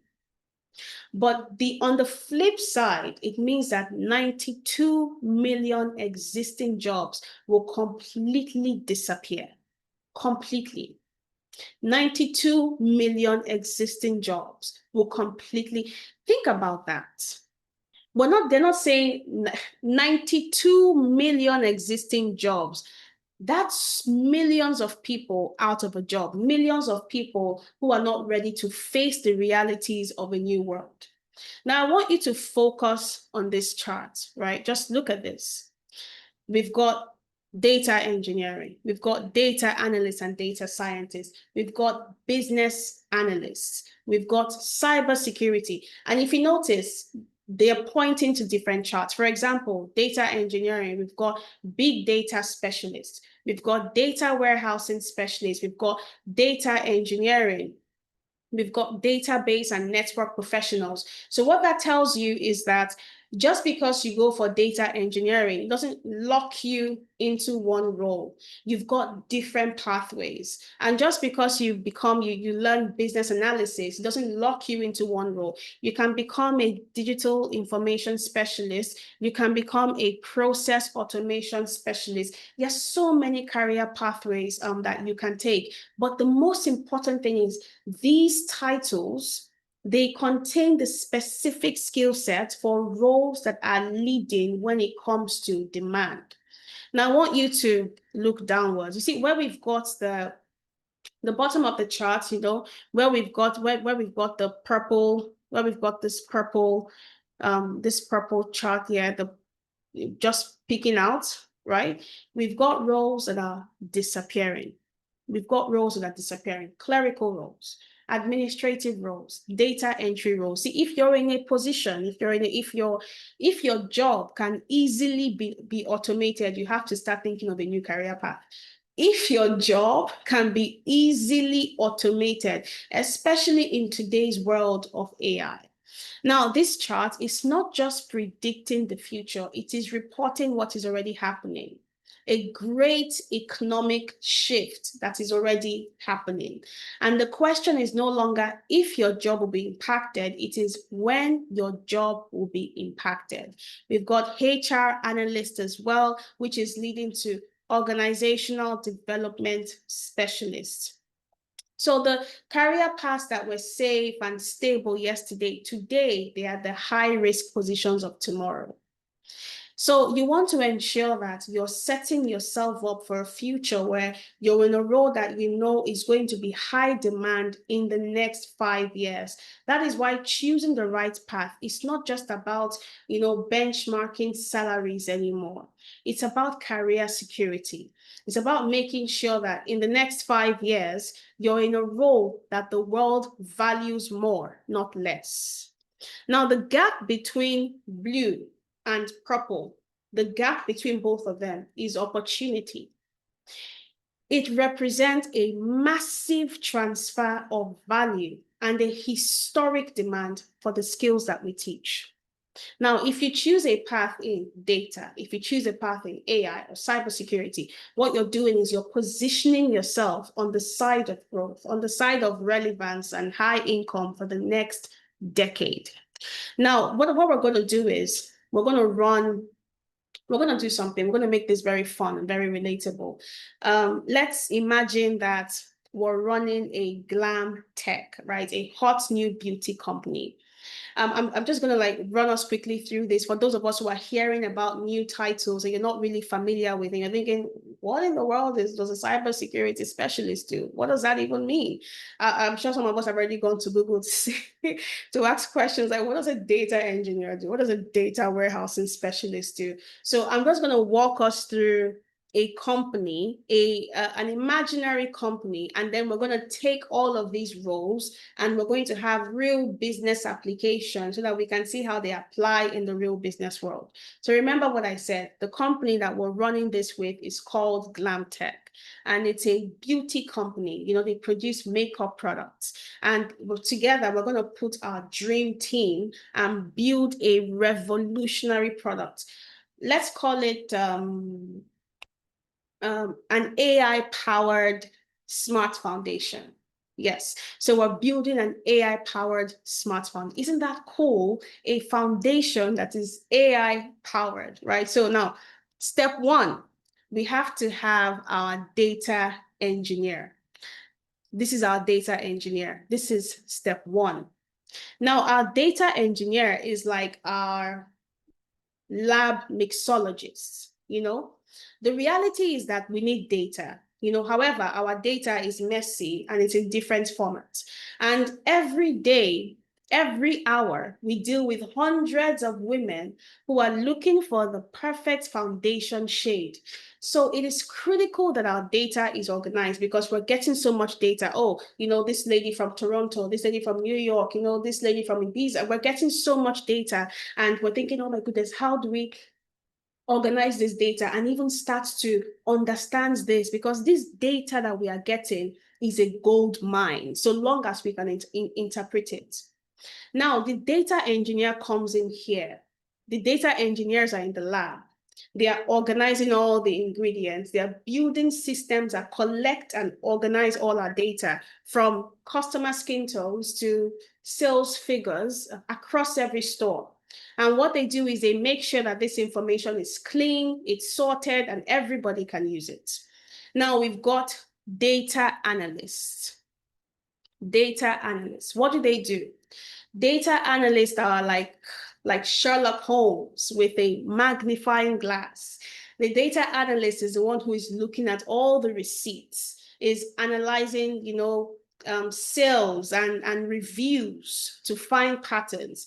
It's the data analyst who would create a report and tell us that, hey, you know what? Our Matt Foundation, we sold 50 more of that in New York in Q3.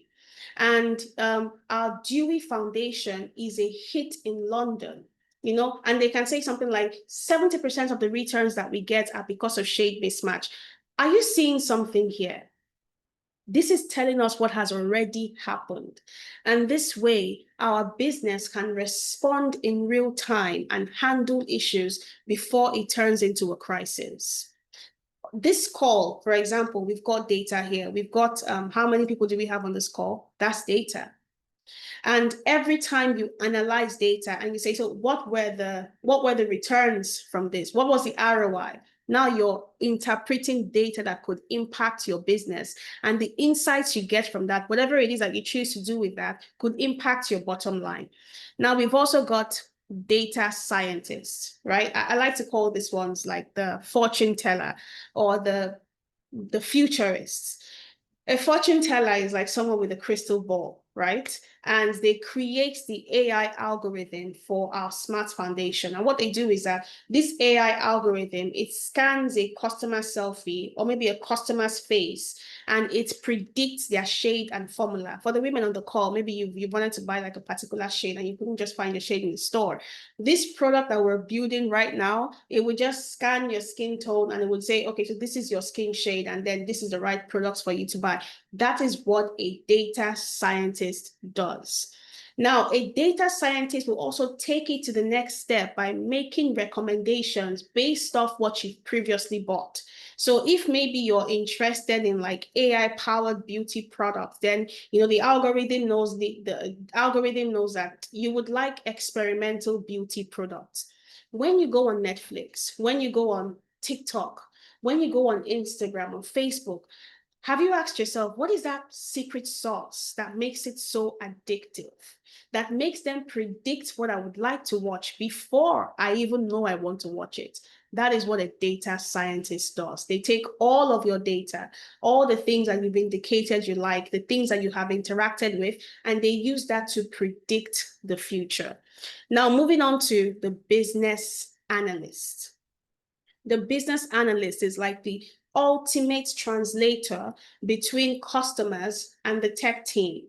So they talk to the customers, they talk to the makeup artists, they talk to the investors, and they're trying to understand what their needs are. And then what they do at the end of the day is they write the recipe for the tech team. They will say something like, yeah, so the app needs to let users upload a photo. The users need to be able to adjust for lighting. The users, it has to also show a preview. The app also has to recommend a matching concealer. The business analyst would be able to talk to these customers and say, so this is what would keep our customers. If we don't have this, our customers will go to our competition. And then they take what they understand and they take it to the tech team and they say, hey, we need to build this product, or we need to build this feature. That's what a business analyst does. Now, cybersecurity. Cybersecurity, sometimes I look at it as like the career path for the ultra paranoid individual. They're like the bodyguards for our data. They protect our customers' selfies and our payment information from hackers. Because remember, we've got our cards details there. So for people who shop on Amazon, for people who shop on eBay, the only reason why your data is safe is because you've got cybersecurity specialists who are protecting your data. That's why. So our cybersecurity analyst or specialist in this case would make sure that our app is a fortress so that our clients' data is never leaked. Now, for project managers, we don't have project managers here, but for project managers, I would call them the launch director. The project manager is is like, if you watch those movies where you've got someone who's always moving around with like a clipboard, and he was like, check, check, check, have we done this? Check, have we done that? That's who a project manager is. And I'm sure we've got some people who have experience in that field on the call. They keep everything on track. They make sure the data scientist finishes the algorithm on time. They make sure that the developers build the app by the deadline. They make sure that the marketing team is ready for launch. They orchestrate everything from start to working in isolation outside of what the plan is. Now we've also got roles like, DevOps. We have role like the product. All of these roles, they all play a critical role in our company. Our DevOps engineer is the one who would ensure that our factory is automated. Our DevOps engineer would build the systems that would take our code from the developers, and it would automatically test. It would package, and it would ship to the app stores. So our DevOps engineers are making sure that our app is always running fast and it never crashes, even when millions of people are using it. Those are DevOps engineers. We also have the product designer as well, whose job it is to make it usable, to make it simple, to design it in a way that anybody can use it. One of the first things you learn when it comes to product is, if your product is complicated and people have to think too much before they use it, you're going to use your product alone, because I will not stress myself before I use your product. So that's one of the first principles. And this is what your product designer or our product designer would be doing in this case. We've also got our able HR analysts who would recruit the team for this project. They're the ones who are always concerned about the people, while others are focused on processes and profit. And our HR analysts will be asking questions like, does our team have the right skill? Is the workload balanced? How do we replicate success? And their analysis in this case would help them hire the right talent, for the next project or for this project, and to keep all of the brilliant minds that we have on the project happy and productive. So there you have it. You've got one project, multiple roles, and every single one of them are essential. It's like a symphony. And if one instrument just is out of alignment, the whole symphony, it crashes. So there are so many tech pathways. Just pick one, choose one, focus on it. And trust me, guys, you will find your beat, whatever it is. So which one are you? Are you the organized mixologist who loves to build systems? Or, are you like a curious detective like Sherlock Holmes who loves to find stories in data? That's the data analyst. Or are you a futurist? Would you like to predict the future? That's data scientist. So whatever it is that you want to do, I've just done a breakdown of these career paths. And what I'm expecting now is that you're already thinking, which one is the perfect fit for me? So we're already getting close to wrapping up, but now that you've seen what the menu looks like, you understand all of these tracks, you understand what they do and how they fit into the company. Now you come to one of the most important paths in this conversation today. This is where you're going to answer a very important question for yourself. What do you want to do? We've identified 10 different paths, but which one is a fit for you? And you see, I've noticed that people would thrive when they are doing something that aligns with their personality. So my team is dropping a link right now in the chat box. This link is so that you can take the test, so that you can take the career quiz. Okay, could you drop the link in the chat box, Anita, to the tech quiz, so everyone can take it? I'm just going to, I can actually share this with you. I can share this link with everyone actually, so that you can take this quiz. I'm going to drop it in the chat section now. So I would like you to take this quiz and then you can tell me which one is a fit for you, okay?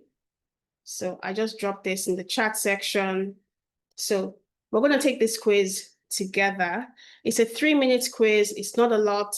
And here you can quickly discover what your path is. You can see here it's given tech era. It's given I'm stepping into my era. It's given I'm ready for that tech money to come in. What does the future version of you who is confident, the future version of you who has accomplished his or her dreams, what does that version look like? That's the version we're going to channel today. So you put in your first name, you put in your last name, and then you put in your phone number, and you can just put in your phone number here. I'm just going to just use a bunch of numbers, but please do not do that. Okay, you put in your email address as well. And then, and then you can click on receiving marketing communications. Now you get into the main thing. What is your current job situation? So do you take care of people? Do you work in care? Do you deal with customers or clients? Do you work with money, which is finance, or you analyze sales, you do research, you make things. So I'm going to choose this from my perspective. In this case, I'm going to say I work in marketing, sales, or operations. Now, it's a Sunday afternoon. What are you most likely to do? Are you going to build or fix something new? Are you going to scroll Pinterest or Behance? Are you going to fall down a rabbit hole learning something new? Maybe you watch reality shows and you analyze behavior patterns. So what is it that you're most likely to do over the weekend? For me, it would be falling down a rabbit hole and learning something new. So I hope that everyone is taking this with me. Now, your boss asks you, why isn't this working? Yeah, at work, and your boss just says to you, something isn't working. Why? So what is the next thing that you do? Do you interview everyone involved to understand the full picture? Or do you just go pull up data and numbers to see what is actually happening? So what would be the most comfortable thing for you to do if you actually could do it? Because remember, you're not working here yet, but what would you like to do in this case? So I'm just going to say, in my own case, interview everyone to find out what's involved. Because first of all, I want to talk to people. What's going on? Now, Excel, Google Sheets, spreadsheets. What's your vibe? Do you use pivot tables, formulas? You prefer charts or visuals? You want to learn, but you're starting from scratch. So what is it? I would say in this case, I prefer charts and visuals, but whatever it is for you, put that here. If someone says you should learn to code, what do you think? And coding is very technical. So what is the first reaction? Do you go, yes, I want to build things and automate everything, or do you go, no, I'm totally not going to do that. For me, I would go for, I'd rather manage tech projects than write code, but whatever it looks like for you. Now, pick your dream environment. Do you like strategy meetings? Do you like collaborative teams? Do you like to do analytical work? Do you like to do creative experimentation? What does your dream environment look like to you? So in my case, I would just go for strategy meetings and that's it. But whatever it looks like, you can tick as many as you want. Or, we can just tick all of this just to show you that you can select as many as applies. What matters the most to you right now? Is it money? So in this case, I'm just going to select money. What legacy do you want to leave at the company? They transformed how we do business. So which title feels right for you? I'm just going to go with business analysis. I'm going to go with data analytics as well. I'm going to go with Agile Scrum Master, but whatever feels right to you, feel free to select that. And you can see here that what I've been suggested is business analysis. And it's not surprising because I do love to solve business and I do business problems and I do love processes. But this is all about you today. I'd like to know, what did you get? So could you drop what you got in the chat section? Let's know what you got. Did you get business analysis? Did you get agile projects manager? Did you get cyber security? I'd love to know what everyone is getting. Okay, so you can drop that in the chat section, and then we're just going to move on. Like I mentioned, we're already wrapping up here, guys. So you've decided what career path you're going to pursue. Please drop whatever it is that you get in the chat section, just so that everyone can see. Okay, so I'm seeing Dr. Linda, business analysis, fantastic. Anyone else who's already gotten agile projects manager from Shell, fantastic. Okay, anyone else done with theirs? Jenny, data science. Christine, HR analyst. Amazing. So we've got diverse talent in the house today. So however it is that you're feeling, is this a career path that truly aligns with you? For some people, they might feel like, yeah, this is it, but then the question is, what do employers want? So you've decided, this is what I want to go for. This is what I want to be. But now the next thing is how, because the gap between your ambition and where you want to be is execution. But, first you have to understand, what do employers want? And that is, they want your skills, and then they also want your experience, right? So just a quick one before we move ahead. I want you to understand something really quickly.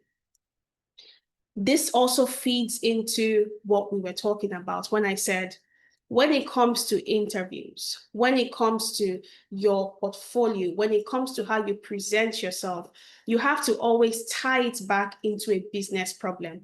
So if you're in an interview, instead of saying something like, I know how to use Python, you're going to say something like,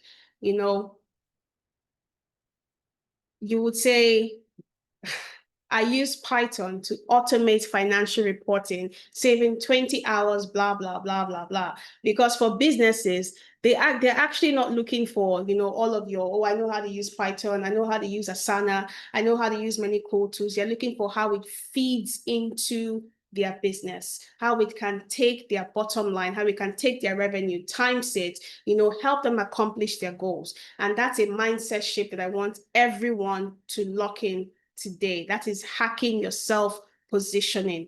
Now let's talk about how you're going to be learning your skills. Yeah. So we've gone over all of these amazing career pathways. Some of you have taken the test, you found the right pathway for you, or maybe you still feel like you have some questions that you would like to be answered. Well, we'll get to that. But then you want to learn in a project-based environment. Learning in a project-based environment, what this means is combining two different learning styles together. And this is our secret sauce at Analytics. It's actually how we bridge the gap between theory and employment, right? So the first thing is self-paced learning material. This is your foundation. In this, on this level, you learn the core concept, and then you can watch these videos. This is your watch me do it videos. You can watch it anywhere, anytime. You can watch it when you can listen to it when you're driving to work. You can listen to it after you come back from work. All of these videos are saved, and then you can watch them at your when you're ready, if it's midnight, whenever it is, However, the thing is that theory is not enough. And that is why another level is live instructor-led classes with industry experts. And this is where you get to ask questions, where you can get immediate feedback, from people who are working, who have done these things at the highest levels.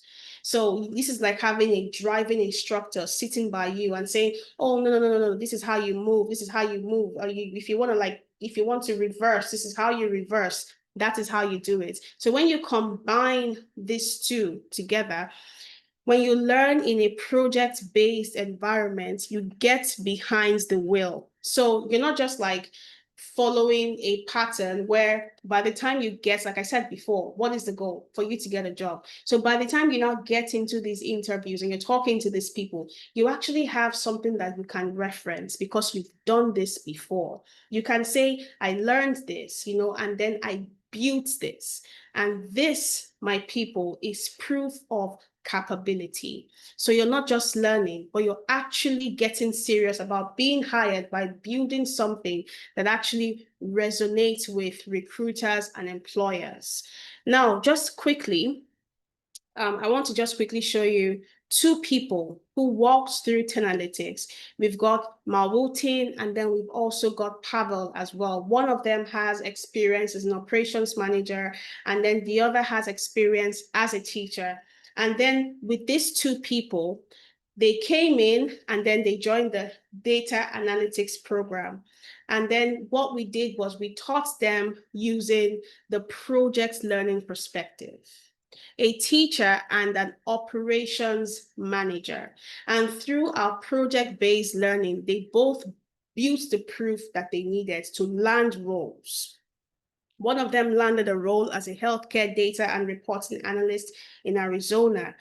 And you can see here that when you apply this, when you apply these strategies that I've just walked you through to your job search, when you apply this, you actually get results. It's not just learning in isolation. It's combining two different kinds of learnings, learning styles, which is, watching your Watch Me Do It videos, and then also coming into classes and asking questions. And then when you combine these two levels, you're able to get the results that you're looking for.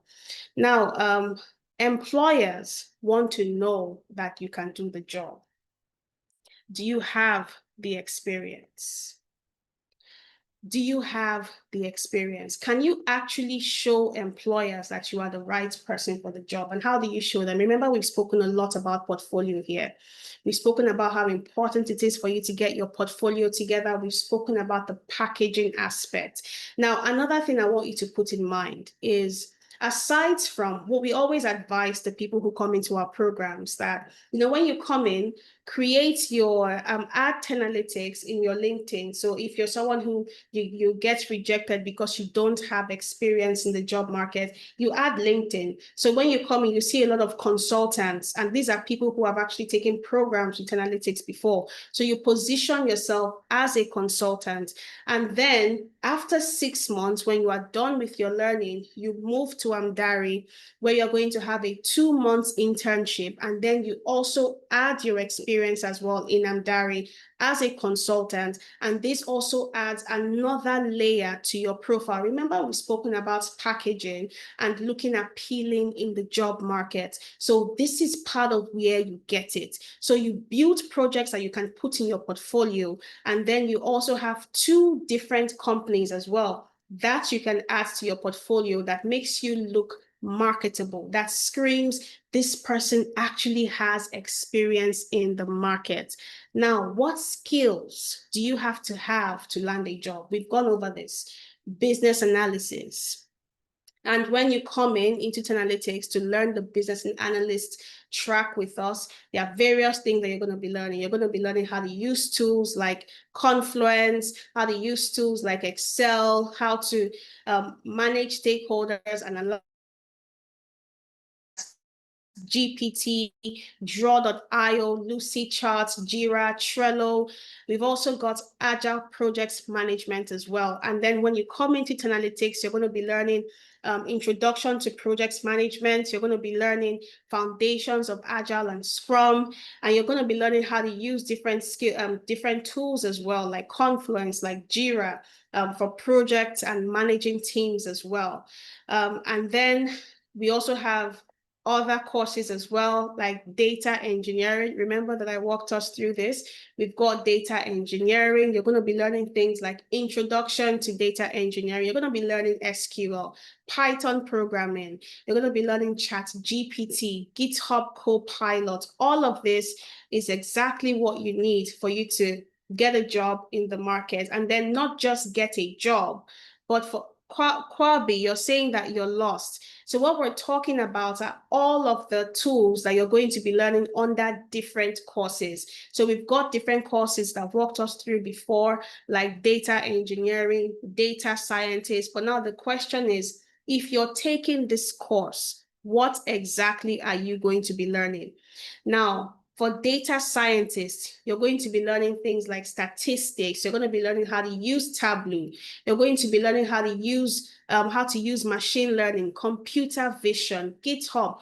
All of this, again, are tools that you're going to need in order for you to get a job. So one thing you're also going to be doing is you're going to be building projects. Remember, we spoke about portfolios, so that when people come to your profile, they are seeing what you have actually done. They are seeing that this person already knows how to do this, and they can tell that you're someone who can show, who has proof, who has evidence of the skills that they have. Now, for data analysts, you're going to be learning problem solving. You're going to be learning how to use tools like Excel, SQL. You're going to be learning how to use Microsoft Fabrics and other tools as well for storytelling. We've also got other tracks as well, like the financial analyst. You're going to be learning problem solving, Excel, Power BI. You're going to be learning ChatGPT. Are you noticing a pattern here? We're seeing ChatGPT being repeated, AI, and that's because for every role that you can think of these days, you always have to think of, how can I use AI to optimize? How can I use AI to be faster? Because it applies right now in every high demand role. The least that employers are expecting is that you know how to use AI. Now, for financial analysts, you're going to be learning how to use Excel, Power BI. You're going to learn how to use ChatGPT and others. For HR analysts, you're going to learn how to use Power BI, SQL, ChatGPT. You're going to learn how to use HR metrics as well. So this is where you learn how to analyze the workforce, how you can say, okay, so this is what our data is telling us. We need more of these roles. We need less of these roles.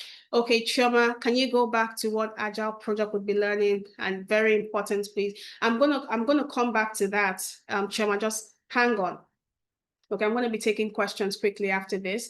And then we've also got cybersecurity analysts. And in this track, you're going to be learning things like the foundation of cybersecurity roles and the technologies that are used here. You're going to be learning open source intelligence. You're going to learn how to detect threats and how to respond to threats. Okay, Wanja, it seems like you missed BA. Okay, so I'm just quickly going to show us what that looks like. I believe someone else, Chema, was also asking about Agile Projects Manager. So this is Agile Projects Manager, and this is business analysis. So you can see here that for business analysis, you've got process mapping, you've got software development lifecycle, you've got stakeholder analysis and engagement. So these are all of the tools that you need to become a fantastic business analyst. And you're going to be learning Power BI, Confluence, Lucidchart. And then for Agile Projects Management, you're going to be learning Introduction to Agile Projects Management. You're going to be learning how to use Kanban boards. You're going to learn how to advance Scrum and Agile practices. Some of the tools that you'll be using includes Confluence, Jira, and others. And again, ChatGPT also applies as well in this track. So we've got data engineering, we've got data scientists, we've got data analysts, we've got financial analysts, we've got HR analysts, we've got cybersecurity analysts, and then we've also got product design as well. So in product design, you're going to be learning human-centered and inclusive design principles. You're going to be learning things like, conducting usability testing. You're going to be learning introduction to AI in the design industry, using Figma AI for design automation. You're going to be learning visual ideation with Midjourney and ideogram. Guys, this is super amazing. All of this, you're going to be learning how to use Figma. You're going to be learning how to use Claude. You're going to be learning how to use Framer as well. We've also got DevOps engineering as one of our tracks. So this is another so all of these, before I move on, all of these tracks I've just walked you through, they are all 8 months of learning, 8 months, and then 2 months of internship with Amdari. However, the product design is the only one that we've got here that will take you about 4 months, which is 3 months in class and then 1 month internship. So you can keep that in mind as we go forward. Okay, so in a nutshell, we've got 6 months learning at 10 Analytics, and then we've got 2 months internship at Amdari. And like I mentioned before, you can always keep add this to your LinkedIn profile. And then when recruiters come to your LinkedIn profile, they can say, hey, this person has experience in Canada, they've got experience in the UK, and this is part of the packaging aspects because they want to know that you have experience, working globally in markets that they play in. If most of your experience is local, a lot of times it'll be very difficult for you to hold their attention or for you to even catch their attention because they want someone who understands their specific market sometimes. Now, for all of these tracks I've just listed, we've got classes on Saturday in the morning at 11 a.m. to 2 p.m. UK time, and then in the evening from 6 p.m. to 9 p.m. UK time. We've also got it 10 a.m. to 1 p.m. This is Canada and US time, MST. Now, you always have what we call watch me do it videos, self-paced videos. This means that at any point, you can always watch these videos, but then you join your live class and then you come there, you ask any questions that you have, you get support from your facilitators, and then all your sessions are also recorded and you have lifetime access to them. You also have mentorship sessions as well that runs on Thursdays, 10 p.m. UK time, and then on Thursdays, 8 p.m. MST. And then again, you've also got watch me do it videos. Now, I could keep you here and, we could go on and on about some of the amazing success stories that we have, but keep in mind everything that I've said, guys. So before 10 Analytics, you're getting ghosted, no portfolio, you're feeling stuck, you've got interview panic because it's one thing for you to be amazing. It's another thing for you to actually get in and own the interview and have conversations and you're confident, the recruiters are asking you questions and you're firing back at them and you guys achieve this flow. That is part of what we train you for in 10 Analytics. And that's why I said our goal is not just to help you upskill, it's actually to help you get a job. Now, after 10 Analytics, you become a strategist. You become someone who understands how to make targeted outreach. You build a beast portfolio that helps recruiters identify your talent and your skills. And you also gain interview confidence as well. And eventually what this leads to is multiple offers. Remember when I asked those of us who have actually rejected an offer before, it is impossible for you to reject an offer when you don't have multiple offers. Only the people who get multiple offers can actually say, you know what, I'm not interested. Now, what bridges, before 10 Analytics to after 10 Analytics, and how do we do this? It's built on the principle, learn, package, apply, and then that is what gives you a job. Now, moving on, our next cohort starts December 6th, 2025. That's when our next cohort starts. So you want to get ready and you want to target this period to ensure that you're able, by the time you're coming into 2026, you want to ensure that you've already set yourself up for success by starting a class now. And it might look like, oh, if I push this back by 1 month, I can always come back to this. But trust me, guys, it is better for you to just get started. Start December 6th. And when you get started, then you can tell yourself in the next 1 month, in 2 months, in 3 months, you're going to be in the job market and you're going to be getting these opportunities with everybody else. And one thing I can guarantee you is that hiring managers are already saying, for 2026, these are the roles that we want to hire for. And by the time Q1 comes around, you and everyone else who got ready at this time of the year, you're going to be ready to take it head on. But if you wait to take advantage of this opportunity, which is to start your cohort in December 6th, that's just a month too late.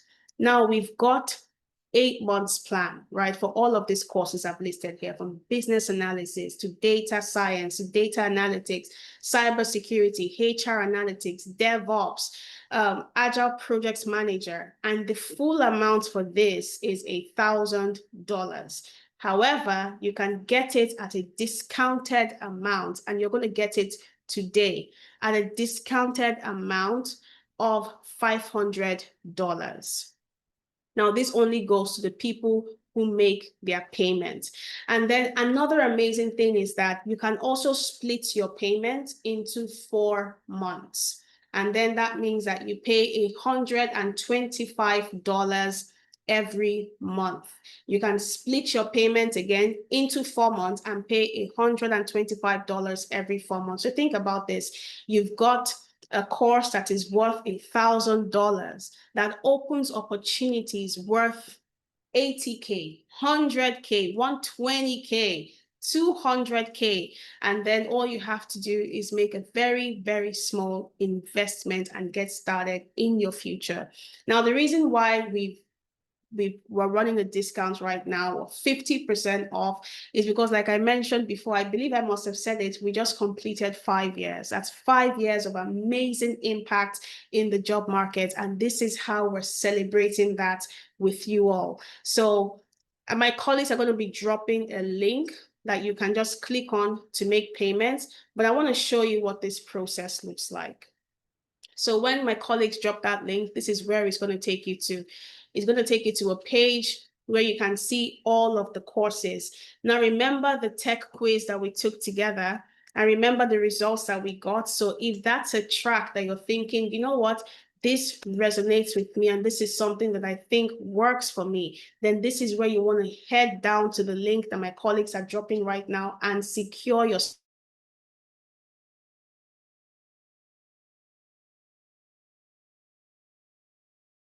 spot immediately. You want to secure your spot there. So click on titled courses. And then, like I mentioned before, this is where you select the course that you are interested in. So in this case, I'm just going to go for business analysis. Just a minute, please. In this case, I'm just going to go for business analysis. And then I'm going to come here and I'm going to click on enroll. So you can walk with me through this process and we can enroll together if you would prefer that. I'm just going to quickly get myself a temporary email that I can use to sign up to show you what this process looks like. Now, on the first level, you have to put in your name, you put in your email address. Please, you want to use an email address that you use all the time in this section. So because this is where this is the email address that's going to have access to your LMS. And then you also put in your phone number as well. Now you agree to the terms and conditions, and then your account is created. Now on this level, you can select when you want your cohorts to start. If you want to join the December cohort, or you want to join the January 2026 cohort that starts on the 10th of January, that's up to you. But again, I would actually advise that you start with the December cohorts, because the earlier you get started, the better for you. Now you can decide to pay in installments, like I mentioned, or you can just make, if you pay in 4 months, that means that you're paying $125 monthly. You can decide to pay in 3 installments. You can decide to pay in 2 installments, or you can decide to make a full payment, whatever that looks like for you. Now, once you get to this page, all you have to do is just apply your discount. As you can see here, my discount is being applied. Now, one thing that you should also note, some people would say things like, I received my paycheck, at every week, I'm at the end of every week, or maybe at the start of the month. So you can always use this section. Can you see this? This is the edit date when you're making your payment. So you can change, you can say, oh, I want my next payment to be on the 1st of January. Lola, we can't actually see a screen. All right, so you're sharing the screen. We can't see that screen. You can't see my screen? Yes, this is in the slide. Okay. Yes. No, we can see my screen. Yes, can you see? Yes, we can see it now. Yeah. Yeah, you want to take this process again, that'll be fine, right? So how you got here? Oh my goodness. Okay. I thought I was sharing my whole screen. Apparently I wasn't. All right, so I'm just going to quickly show you guys how I got to this place. So my colleagues are dropping the link in the chat section, and then that link will take you here. So when you come to this page, you're going to see all of the courses that we have. You're going to see business analysis, data analytics, data engineering. So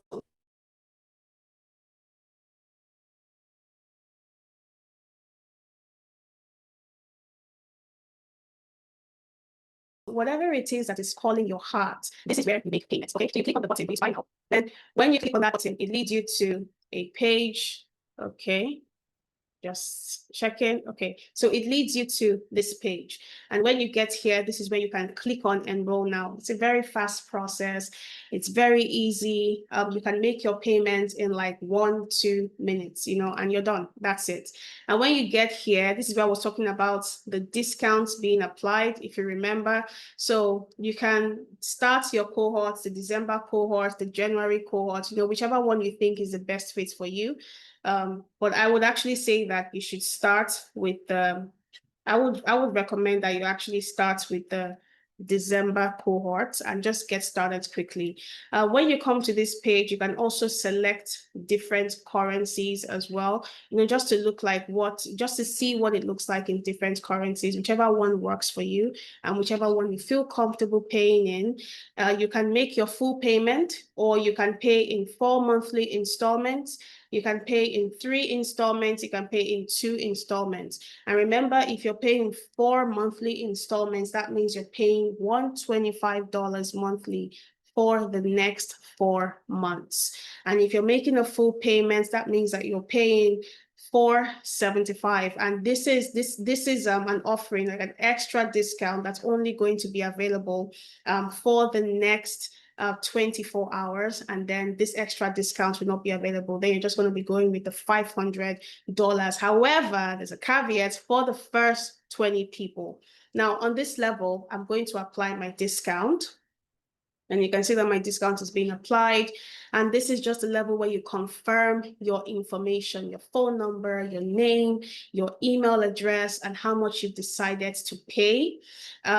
Okay, so I think I selected, full pay. I'm just going to select 4 monthly payments because I want to show, for those of us who are making payments in tranches, I want to just show us what making payments in tranches looks like. Just a quick moment.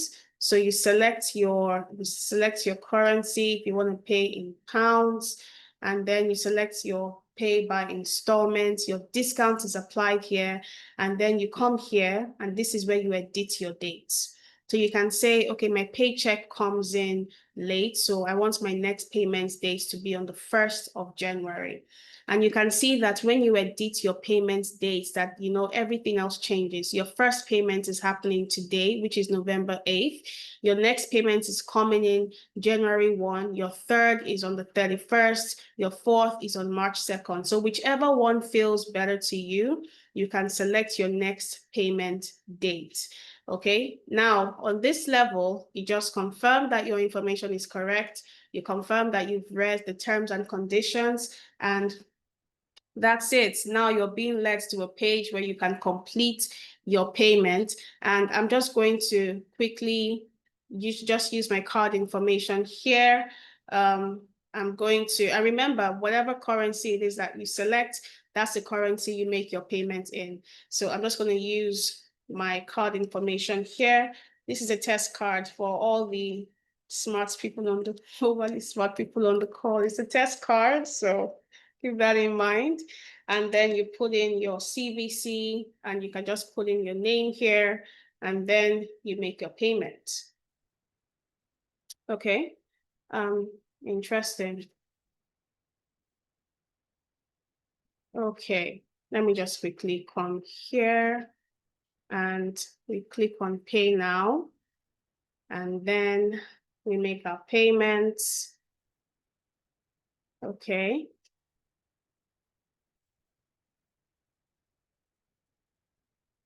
Okay, so when you get to this page, all you have to do is impute. Interesting. Let me just quickly check something. just to confirm that we're actually on the right page. Okay. Just a moment, guys. Bear with me, please. I'm just going to quickly walk through this process again.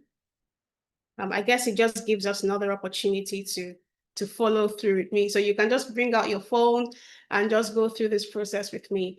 Okay, so click on enroll now and then put in your name, put in your email address. I'm going to come here and quickly select another email address and copy this to my clipboard. Okay, we've got a new email address. I'm going to come back here and copy this to my clipboard, put in my email address, my phone number, and then I create my account. Okay, so we've gotten past this level. Don't worry, guys, we're almost done. You select your cohort, you select whatever currency you want to pay in. If you want to pay in USD, if you want to pay in pounds, if you want to pay in CAD, if you want to pay in Naira, whatever that looks like to you, and then you apply your discount. Okay, now I've applied my discount. Remember that I've walked you through the process of selecting your next payment dates. So I'm just going to quickly come here and confirm that my information is correct. And then I complete my payment on this page. Okay, now I'm just going to put in my card information. And remember, like I said before, this is a test card, so no funny business. And then I put in the expiring dates and my CVC, put in my full name as well, and this is where I check out. So the payment process is very easy. It's very direct, very straightforward. You're not going to spend a lot of time making your payments. In like a few minutes, you're done. In like 1-2 minutes, you receive your payment successful. As you can see here, I got an email that my payment was successful. I can see the course that I registered for. I can see that I've made 1 out of 4 installments. And then I can always click on this link to go and get started with my class. However, one critical step that you still have to complete, which is you have to verify your email. And in order for you to do that, you have to fetch a verification link from your email address. So just look for the one that says verify email. That's where you're going to find the code that you're going to use to verify. So this is 516262. I'm just going to quickly come back here and paste that in here. Okay, and then that's it. All done. That's it, all done. Now you're going to come here and quickly, just so we can get more information about you, get to know who you are. So you can always come here and then you put in where you are, you put in your residence, you put in your gender, you can select what time you prefer for your classes. And then, how did you hear about Tenalytics? Was it on LinkedIn? Was it through your friend? Have you got a referral code? And, why did you register with Tenalytics? And then lastly, you select how much time are you going to commit per week to this? And this is actually very important because in as much as everyone here wants to learn, some people would say, I don't have a lot of time to commit to my learning. And this is very important data for us. So we know how we can support you in your learning journey. Now, the only thing left for you to do when you get here is for you to complete your checklist. This is your onboarding checklist that shows you everything that you need in order for you to get started.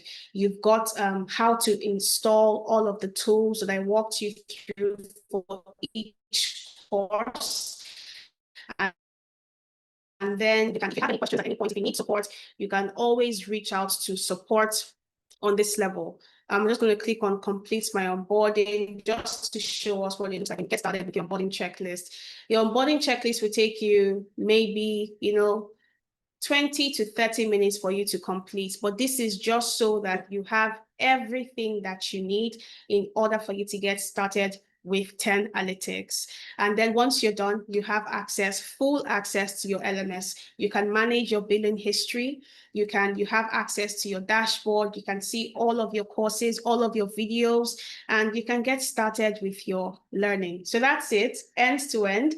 So in a nutshell, take advantage of everything I just walked you through. Take advantage of this discount and get started with your learning today. The longer you wait, the more the opportunities pass you by. So this is the best time for you to get started with your learning. So thank you very much, guys. I know that we've spent a lot of time here. Some people have been with us on this call for quite some time, for like 2 hours now. Amazing. It shows that you're very serious about taking your career to the next level. I'm just going to wrap it up here by saying that remember that this discount is for the first 20 people who register with us. So take advantage. You've got the $500. If you're going to ask me, is this going to be extended? I don't know. I can't say for sure. But I do know that, for the first time in a very long time, we have crashed the price of our courses to celebrate our anniversary. And this is the best time for you to take advantage and, get into it. Come on.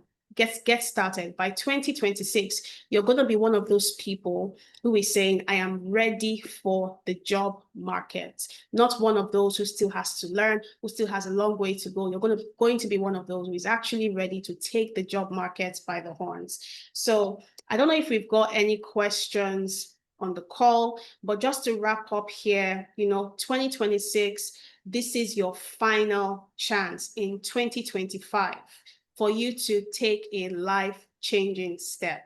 Okay, and you start that step with 10 analytics. Again, fill out the link that my colleagues are dropping in the chat section so you can get access and read all of these amazing details on people just like you, people like me who walked into analytics and walked out better. Like Christian, who's one of my favorite stories. He was 18 years old and he came in and he got a job as a data processor and analyst at the age of 18. If anything, Christian is proof that you do not need a fancy certificate. You only need to prove your competence. And by the way, we got into the Alberta Catalyzer Velocity Program in October of 2024.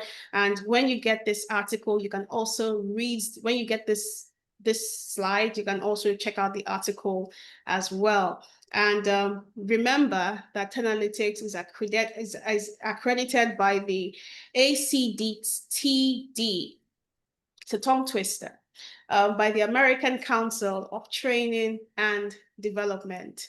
So I know we've got some questions in the chat section, but I know that 2 other people also raised their hands as well. So if you'd like to maybe raise your hand and ask me a question, this would be a good time. But I'm going to go through the chat and I'll see if I've got any question here. I think someone is raising a hand, correct? Okay. Just a minute. I think someone is raising a hand. Kay. Okay. Hello. Kay, you can speak. Hi. Hi. Thank you for all that information. It's very informative. I just want to find out, I know that you're saying that it's about 8 months to do everything. Is it, when you're doing the watch me do it videos, is it possible to do this in 3 months or 4 months? What course are you looking to go for? The agile and project management, the Scrum, yeah. Do you have any experience in agile project management? I've got experience in Scrum Master, so I know how, yeah.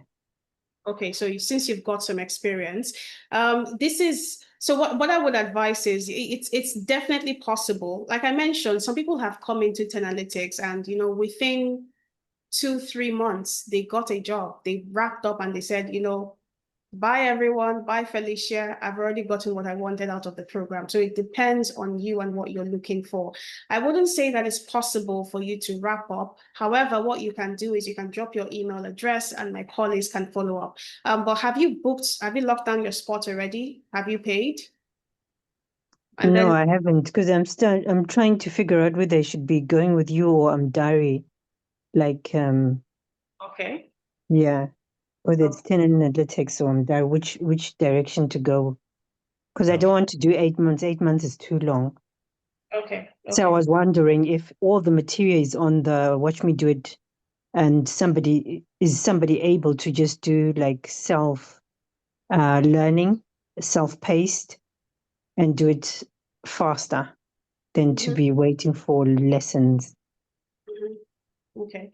So since you already have some experience in this, while I wouldn't make an outright recommendation, I would say that, you can have a conversation with our career consultants, and then we can work with something that works for you. And this is because you already have experience. And then we will just support you with Diary to ensure that you build a portfolio, you go through your internship, and you have all of the skills that makes you employable in the market. But I would say that you already have insights, you already have this background in Agile projects, in Scrum Master specifically, which would make you faster when it comes to learning or grasping the concept of APM. So this is certainly something that we can have a conversation about. But what the next step for you, Kay, is lock down your spot. I would say that get started with analytics. And if the length of the program is your concern, like I mentioned, this is a conversation that we can always have with our career consultants. And the reason why I'm not saying an outright yes or no is because I want to ensure that it works for you. And again, at the end of the day, we can come back and say that you got a job. So you already have some knowledge, but let's brush it up with Agile projects management, and let's see how long it's going to take to get you up to speed, and then to get you out the door and into your internship with Amdari. Yeah, so lock down your spot, and then let's have a conversation with our career consultants. What do you think All about? right. Okay, that's fine. Because my experience is Scrum Master, but not Agile project management. But I've got an idea of, what they do in project management because I was working alongside with them. But then obviously not. I didn't actually do the course in project management. It was more Scrum Master. I'm certified as a Scrum Master. Yeah. So All right, I'll speak to them and then see. which one works for you? Fantastic. Okay. All right, thank you. Course exactly. I think it's best for you to go down that track just so you cover everything, and you know that when it comes to Agile projects management, you're covered, and that you have a very good understanding of the methodologies and how to apply different frameworks when it comes to Agile projects management. And then you can now move forward to Dari. But then we'll flesh it out when you have a conversation with our career consultant. So thank you very much. I All see. right, thank you. You're welcome. I see we've got Victoria and Jacob. Okay, so we're going to take Victoria first, because she's the first hand that I can see here. So Victoria, do you want to unmute and ask a question?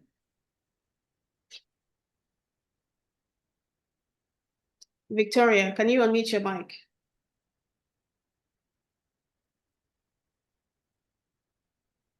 Victoria, can you unmute your mic? Okay, I have a question. Yes, let's move on to who just spoke up. Okay, good evening, Francis. Okay, sorry. I've been trying to do before. Sorry, something was covering my screen. Sorry about that. Can you hear me now? This is Victoria. Yes, Victoria, we can hear you. All right. Thank you for all the shared information. Yeah, I just have a quick question. The thing is, I'm not ready now for the course. I'll be ready in the middle of next year, something around June. So, but is it okay for me to pay now? Or do I need to wait till then? No, you can make your payments now, and then you can defer. So you can defer by saying, I want my start dates to be in June. Yeah, so go ahead and make your payment. Select the last cohort, which is January, and then you can now send an email to, you can just chat with support and let them know that you want to defer. And then, our finance department will be in contact with you to set up your accounts for June. Okay, thank you so much. But if you're okay, the discount, it would have to be a full payment, because I believe that's why you're paying now, so you can start in June. So you would have to make a full payment. So you cannot say you're paying now and then you start in June and then you're paying, 125. Installment. Yes, exactly. Oh, okay. All right. Thank you. You're welcome. Okay, I'm just going to take Okay. Francis because I believe that Francis was going to say. Okay. Okay, Francis. Good evening. Good evening. Yeah. My question is this. I am just coming from just a fresh background on data analytics. And the time you have fixed for Saturday afternoon and evening is clashing with my place of work. How do I cope? Okay, so in this case, what you can do is you can drop your you have you gotten into a clarity call? Have you had a clarity call before? No. Okay, so there are two things. The first thing is we record these sessions. We record the session. You can always come back and you can watch it. And then the second thing that we can also do is you can have a conversation with our career consultant, and then we can make a recommendation, something that fits, something that would work for you. But the first step Okay. is for you to make your payments and then get into our calls, get into our clarity calls, and then you can just, have this conversation with them, and then we'll design something that works for you. Hope that Okay. answers, Francis. So you leave a contact email for us to reach you. Yes, my colleague will be dropping that. Anita will be dropping that. And you can also drop your email as well so that we can contact you just in case it skips your mind. Okay, thank you. You're welcome, Francis. Okay. Okay. I'm going to start with Jacob. I can see we've got 4 hands off. I'm going to start with Jacob. Jacob, do you want to mute your mic? Okay, good afternoon. Sorry, good evening. I've been joining the sessions for a while now. I've filled the forms severally, but I never get the recordings. I think I've made the complaints. I think I made complaints from time to time in the chat box, and I've checked in my spam, still no recordings from, no mails from Analytics. Then secondly, last month, I decided to register for business analysis, and I made payments and I have the intention of starting the class in December.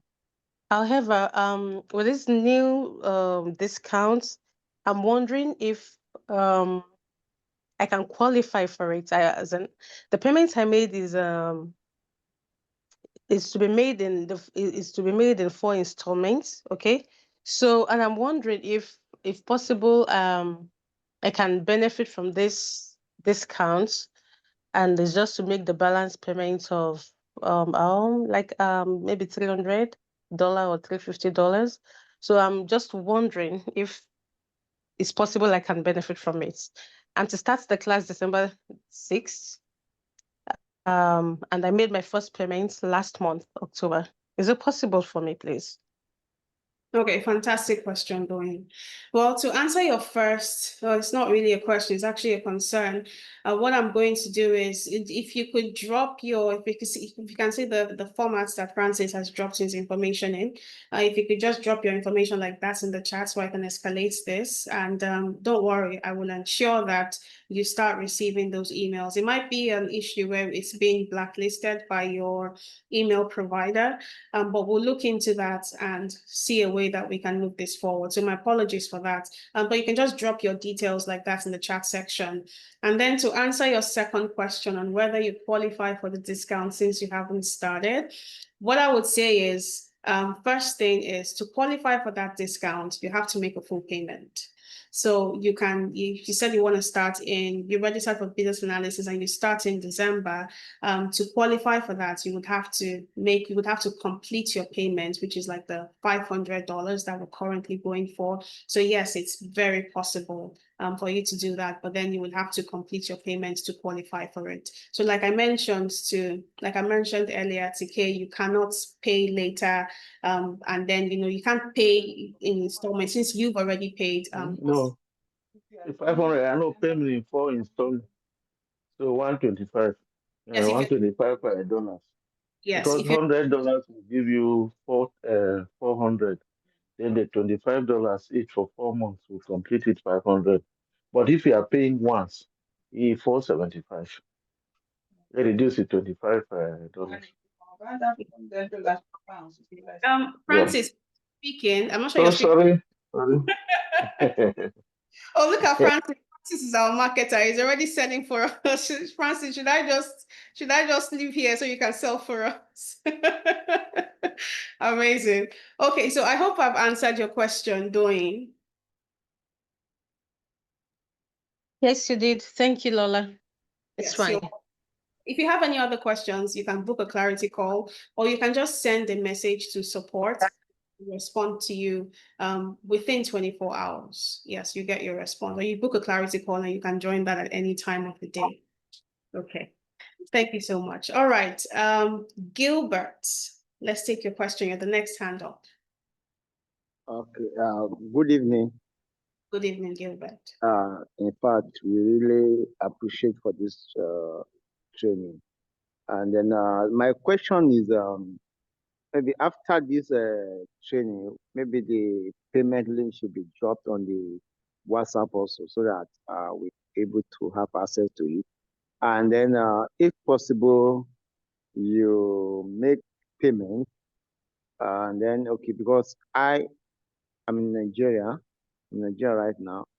As in the cohort for the December, and I decided to like, okay, well, let me move it to, because of my schedule. December may be, because of the event that will be going on, I may not able to have full attention to that.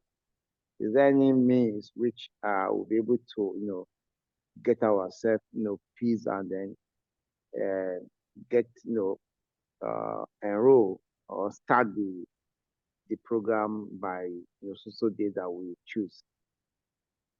Okay, so if I get your question correctly, you're saying that December is a very busy time period and you're looking for something flexible when you can start. Is that correct? Yes, very well.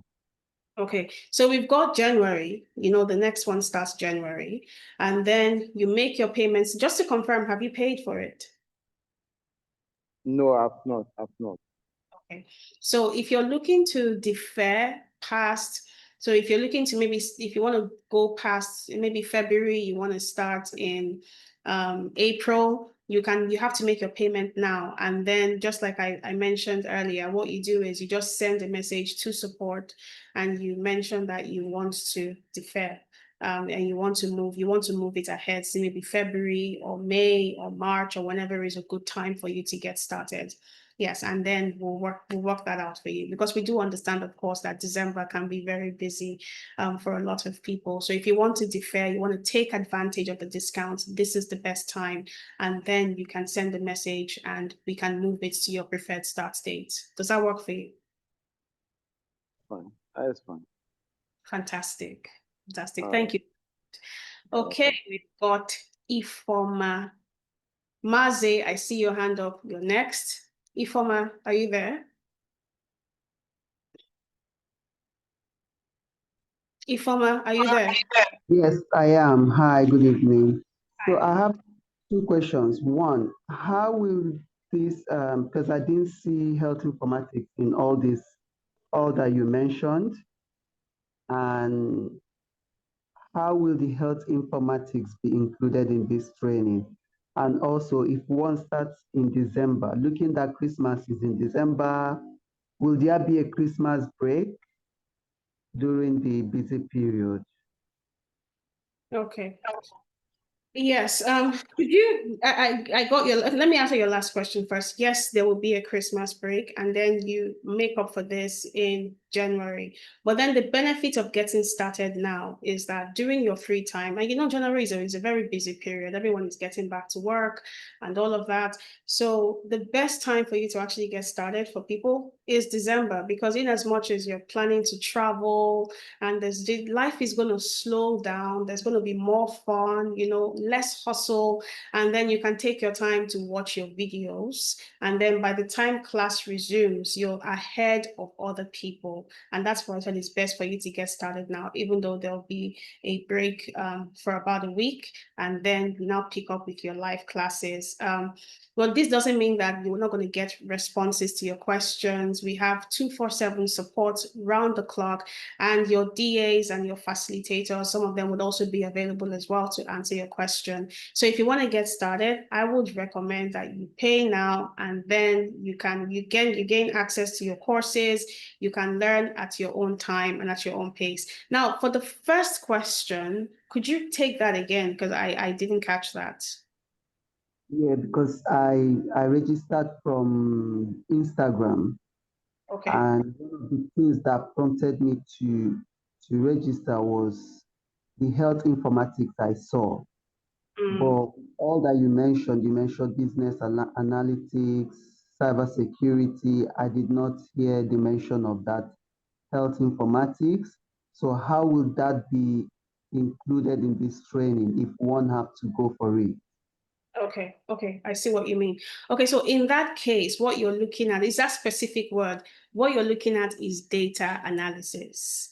And that is when that is when you combine data and healthcare together. That's the word that you're talking about. It's combining data and healthcare together. So with health info, I think you're in the healthcare industry, is that correct?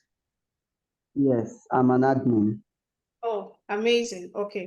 So when you're looking at health informatics, this is where you use data to make healthcare smarter and more efficient. So it's like you're combining your healthcare knowledge with databases, with like EHR systems. You're basically turning health data into insights. So, and at its core, this is data analysis. This is taking patients' data or taking critical data like that and then interpreting it into insights. So with data analysis, you would be able to go for a track like what you're talking about. I believe that's what you meant when you said health informatics. So it's coming from like a data analyst perspective.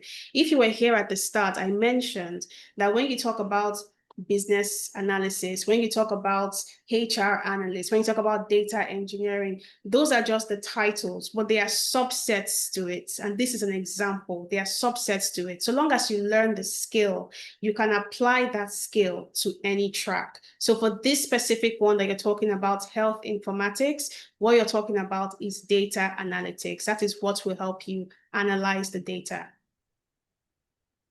Okay, and I don't know if you know the job prospect of it. How good is that? Could you repeat that, please? With finding job in this category, is it something that one can easily find job, or if like business analyst is, you will get, like if you enroll for business and this data analysis, will you get job easier, or I don't know, than than business analysis? So there are equal opportunities in data analytics and in business analysis. It's really up to you to choose which one works for you. These are part of the courses that we offer, and they are roles that will never run out of opportunity. So regardless of whatever country it is that you work in, if you work in the US, in the UK, you want to work remotely, you want to work hybrid, you want to work on site, this deals with data, it deals with AI, it deals with improving processes. Both of them, in the next 5 years, the projection is that these are roles that will always be in high demand. So at this point, it really depends on you and what you feel like is the right track for you. I think that you're asking this question because you're being pulled towards two directions. You're wondering, do I go for business analysis or do I go for data analytics? Is that correct? Yes. Okay. So, I mean, since it really depends on your personality. Let me ask you one quick question. Although this is what you do with our career consultants in Clarity. But would you say that you're a people person, or do you like to keep to yourself? I think both. I'm a mixture of both. Okay. It Okay. depends, it Interesting. depends on the environment. Okay. Okay. Interesting.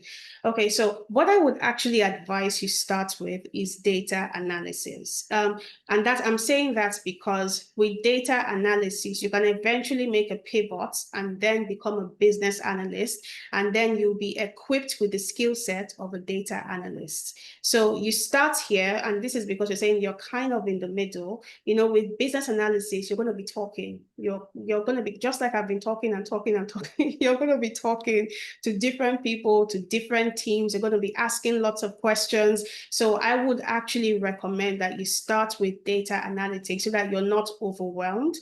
And then when you build the skill sets, you're comfortable in it, then you can say, hey, do I want to go for business analysis? And then you can move to the next level in your career. Whichever one it is, data and business analysis are very hot career paths. So it really is up to you to choose. You've got two fantastic choices. It's now the question of which one aligns more with your personality at the moment. I hope I answered your question. Yeah. Yes, thank you. You're welcome. You're welcome. If you're confused, you can book a clarity call and then you can have a conversation with our career consultants. However, you can still make your payment and then you can come back. If you feel like this doesn't work for you, you can join the clarity call and then, you know, we can have that conversation and see if you want to move to business analysis. But my recommendation is that you lock down your spot and this discount for the data analytics. I don't think you would regret that decision. Thank And I have a you. question, please. Okay. Thank you. Welcome, Ifoma. All right. Okay. Yes, you can. Can I ask a question? Who is speaking? I can't see you. Helen, I don't know. I'm not even seeing myself too, but I registered. Okay. Yes, you can ask a question. Okay. Good evening. Thank you for everything you're doing. Thank you. I'll be registering on Monday. Okay. Question is this: I'm fresh in this whole thing about tech, and I did economics and statistics as my first degree. Then after school, I worked in a bank for 7 years. Now, what do you advise? Which of the career paths do you advise I go into? Is it business analysis or data analysis or financial analysis?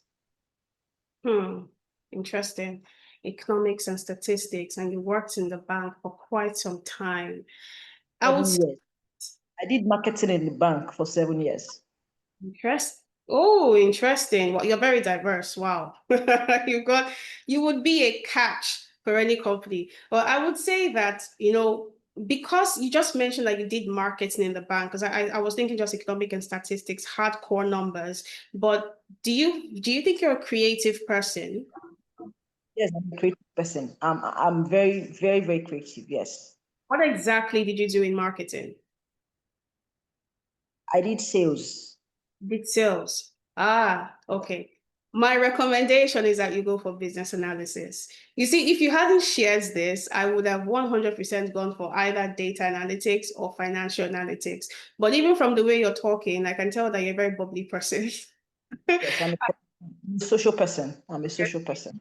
Exactly. So I think you would be bored just sitting and analyzing data. I think you need to talk to people, and business analysis gives you that opportunity. You see, your background is what I was talking about when I said transferable skills. It makes you a beast. This is where you would now package all of your experience. And when recruiters see it, they're getting a mix of someone who has experience in sales, a business analyst who understands economics and statistics, who has financial experience as well. You're a catch. You're a catch because you're very diverse. I would say business analysis is what gives you the best platform for you to fully utilize all this experience that you've gathered in in various departments or different industries. It's actually the best one for you to go for. So business analysis. My last question, my laptop is bad. So I gave it to my brother. So I need a laptop. That's what I'm saying. I'm going to register on Monday. I need to get a new laptop on Monday first because this deserves a laptop. I need to work with a laptop, right? Not my phone. Yes. Yes. Okay. So tools that you'll be installing those. If you saw the checklist that I showed you, all of those tools will be installed on your laptop. So you do need a laptop for this. No problem. Thank you very much. I'm grateful. Thank you. You're welcome, Helen. Okay, wow, we got 4 hands. Okay, Monday, so don't worry. On Monday, you see my. no problem. Please just use this link and book a clarity call. Yes. Or you can send a message to support and we'll respond to you anytime. We've got 4 hands up. Okay, so we can only take 1 question each for everyone. I just don't want to leave anyone's question hanging. Maze, I've left you hanging for quite some time. Yes, you can go. Maze, are you here? I don't even know if I'm pronouncing that correctly, if it's Maze or if it's Maze. You have to forgive me. Okay. Oh, hi, Okay. it's Maze. Oh, I thought it was a new name. no, it's Maze. I was oh my goodness. Okay, it's Maze. Hi. I must say you're a really hard seller.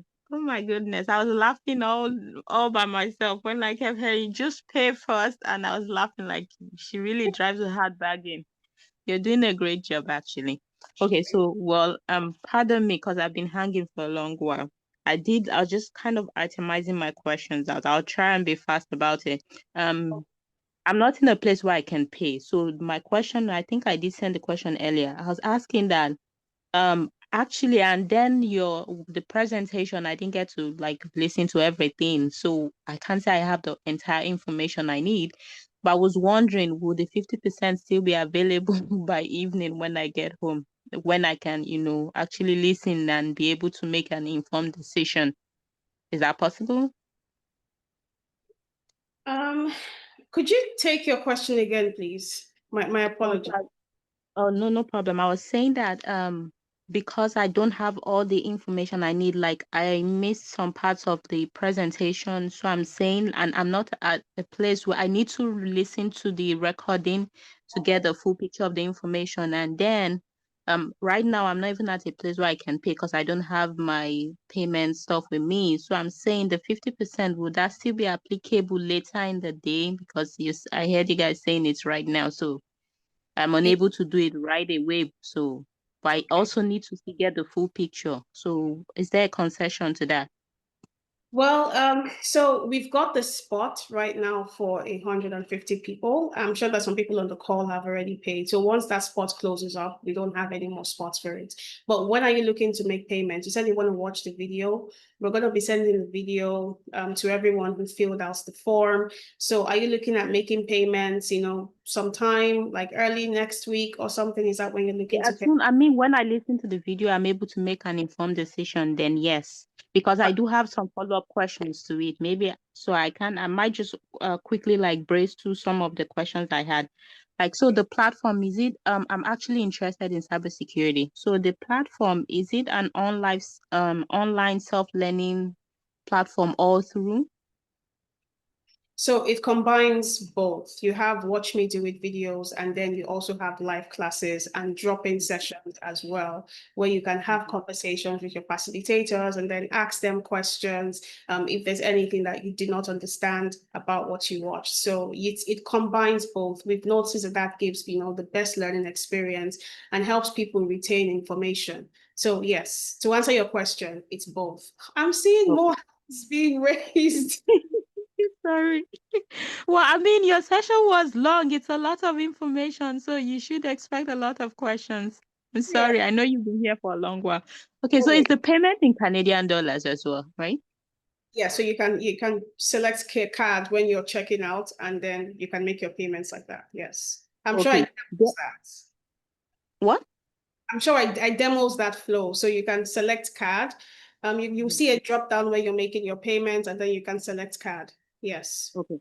And then I was going to ask, so the 500, like, is it inclusive of, is it the entire thing? It says 8 months. Does that include the Amdari package and the